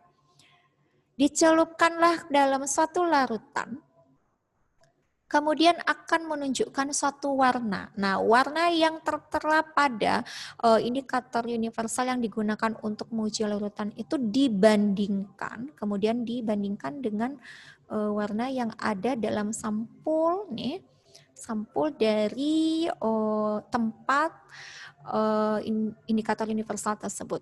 Dicocokkan warnanya, dibandingkan. Oh, sama enggak? Sama dengan nomor berapa? Misalkan ya, misalkan sama dengan nomor 13 misalkan nih. Sama ya? Mirip ya? Oke. 12 mungkin ya, sama ya. Oke, kalau menunjukkan angka 12, warna yang di sini merupakan kelompok yang bersifat basa. Jadi dia termasuk bersifat basa dengan pH 12. Itu ya. Jadi lebih mengetahui selain dia termasuk basa, juga pH-nya bisa diketahui. Oke, itu mengenai indikator universal. Baik, untuk selanjutnya adalah pH meter. Setelah indikator alami, indikator buatan, indikator universal, pH meter. Seperti yang sudah disampaikan tadi, ya, pH meter memiliki tingkat ketelitian lebih tinggi dibandingkan dengan indikator universal. pH meter adalah alat yang digunakan untuk mengetahui pH suatu larutan dengan tepat. Tingkat ketelitiannya lebih tinggi ya. Nilai pH suatu larutan berkisar 0 sampai 14. Makin besar pH suatu larutan, maka sifat kebasaannya makin bertambah.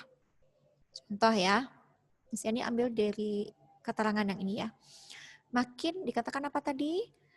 Makin besar pH suatu larutan, sifat basa makin bertambah. Nah ini yang basa mulai dari 9 sampai 14. Dikatakan makin besar pH.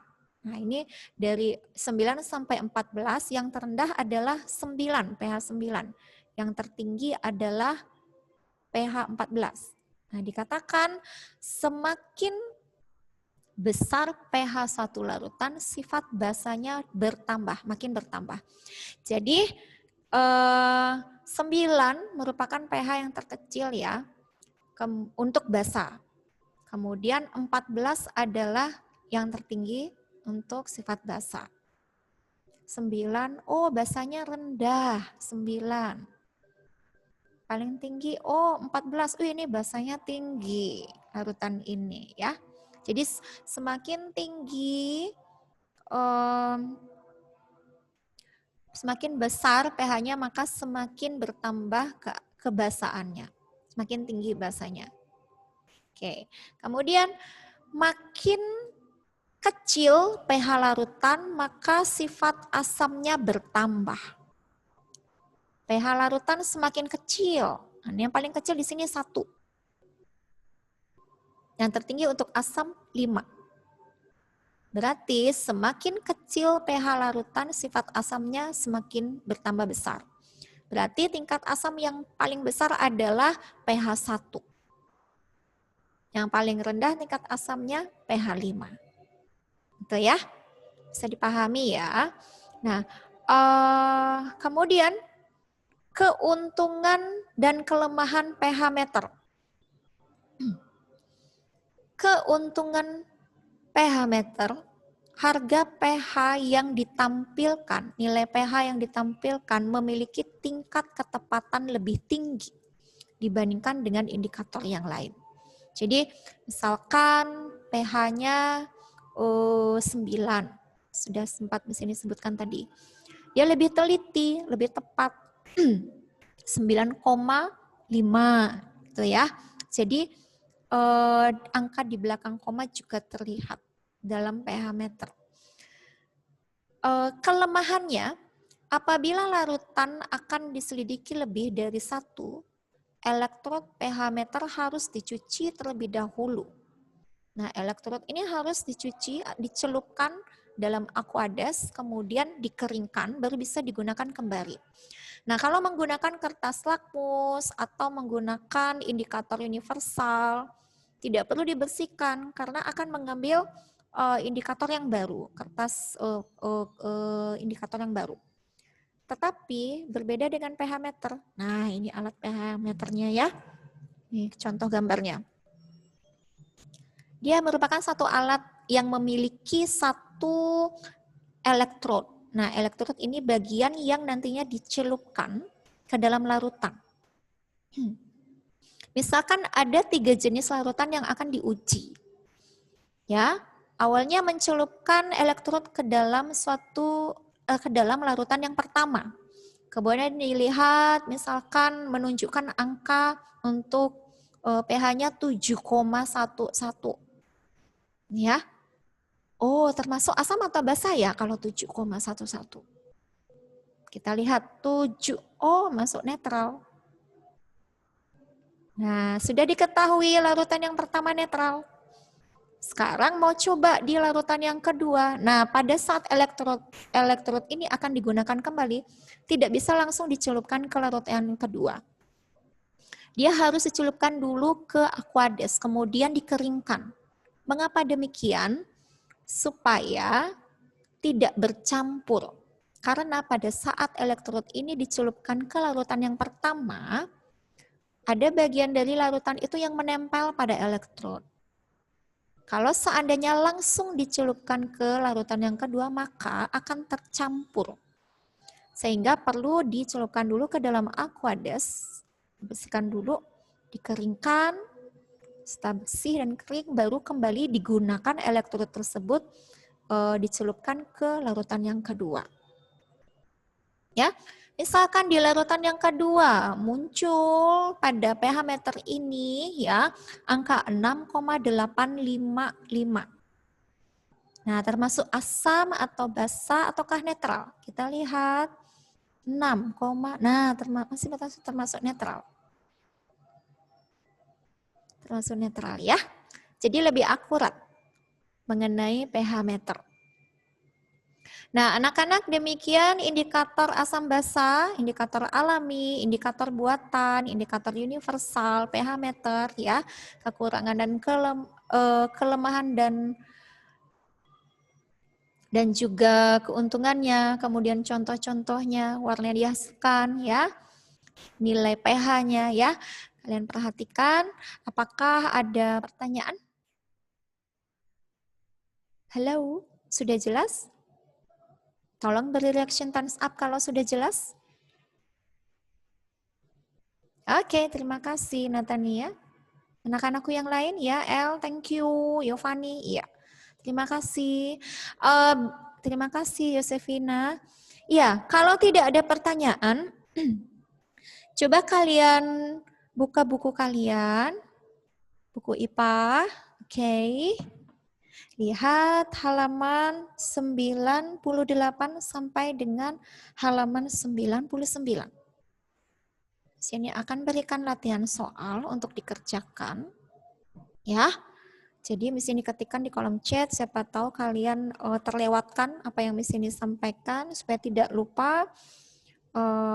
Uji kompetensi 1. Kompetensi 1 halaman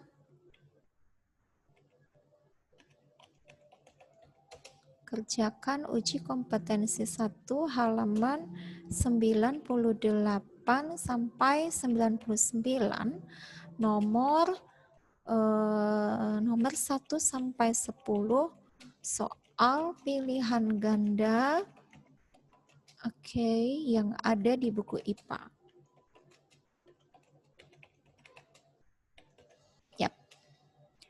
Tulis jawabannya saja ya. Kemudian dikumpulkan ke Moodle.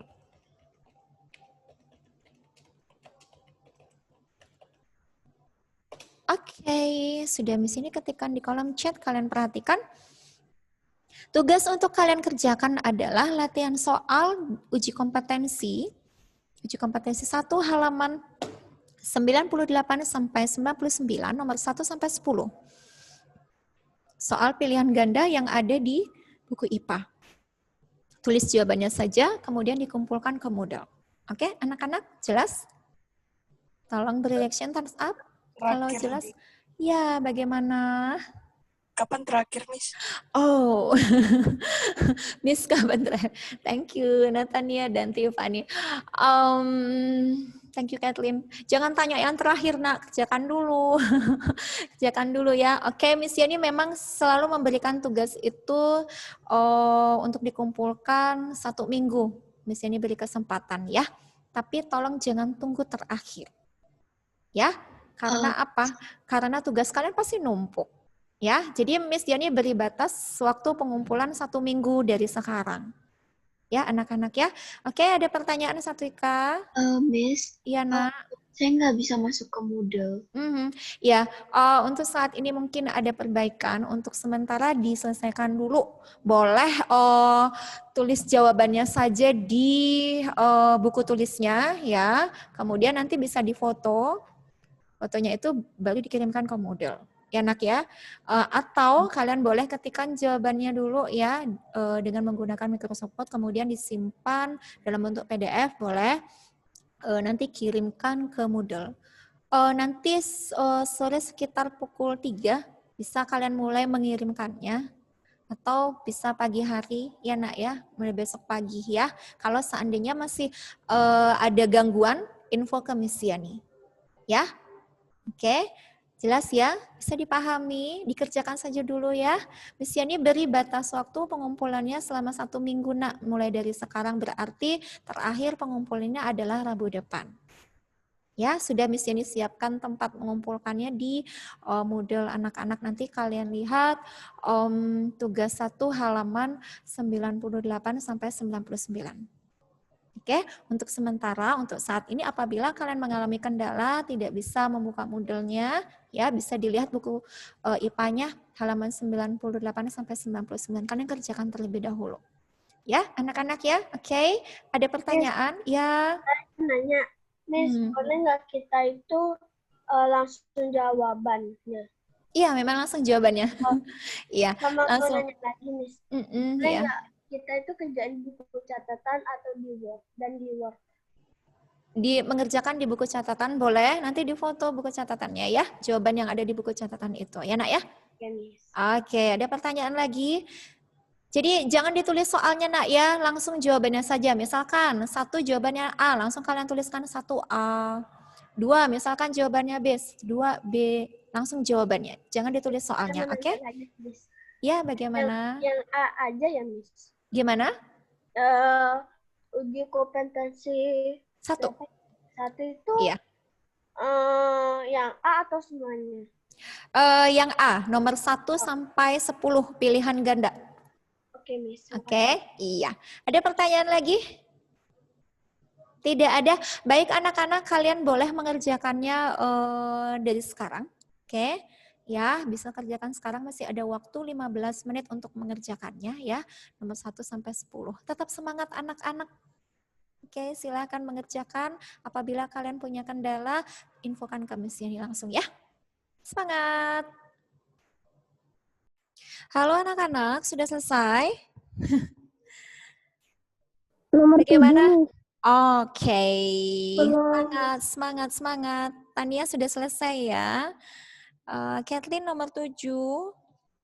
El sudah selesai. Mark.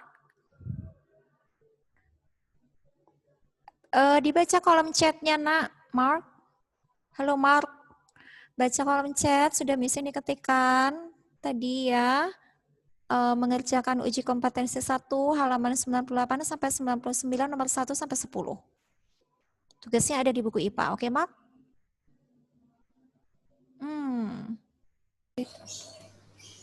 Oke, Mark. Ya. Sudah jelas ya, Nak? Baik,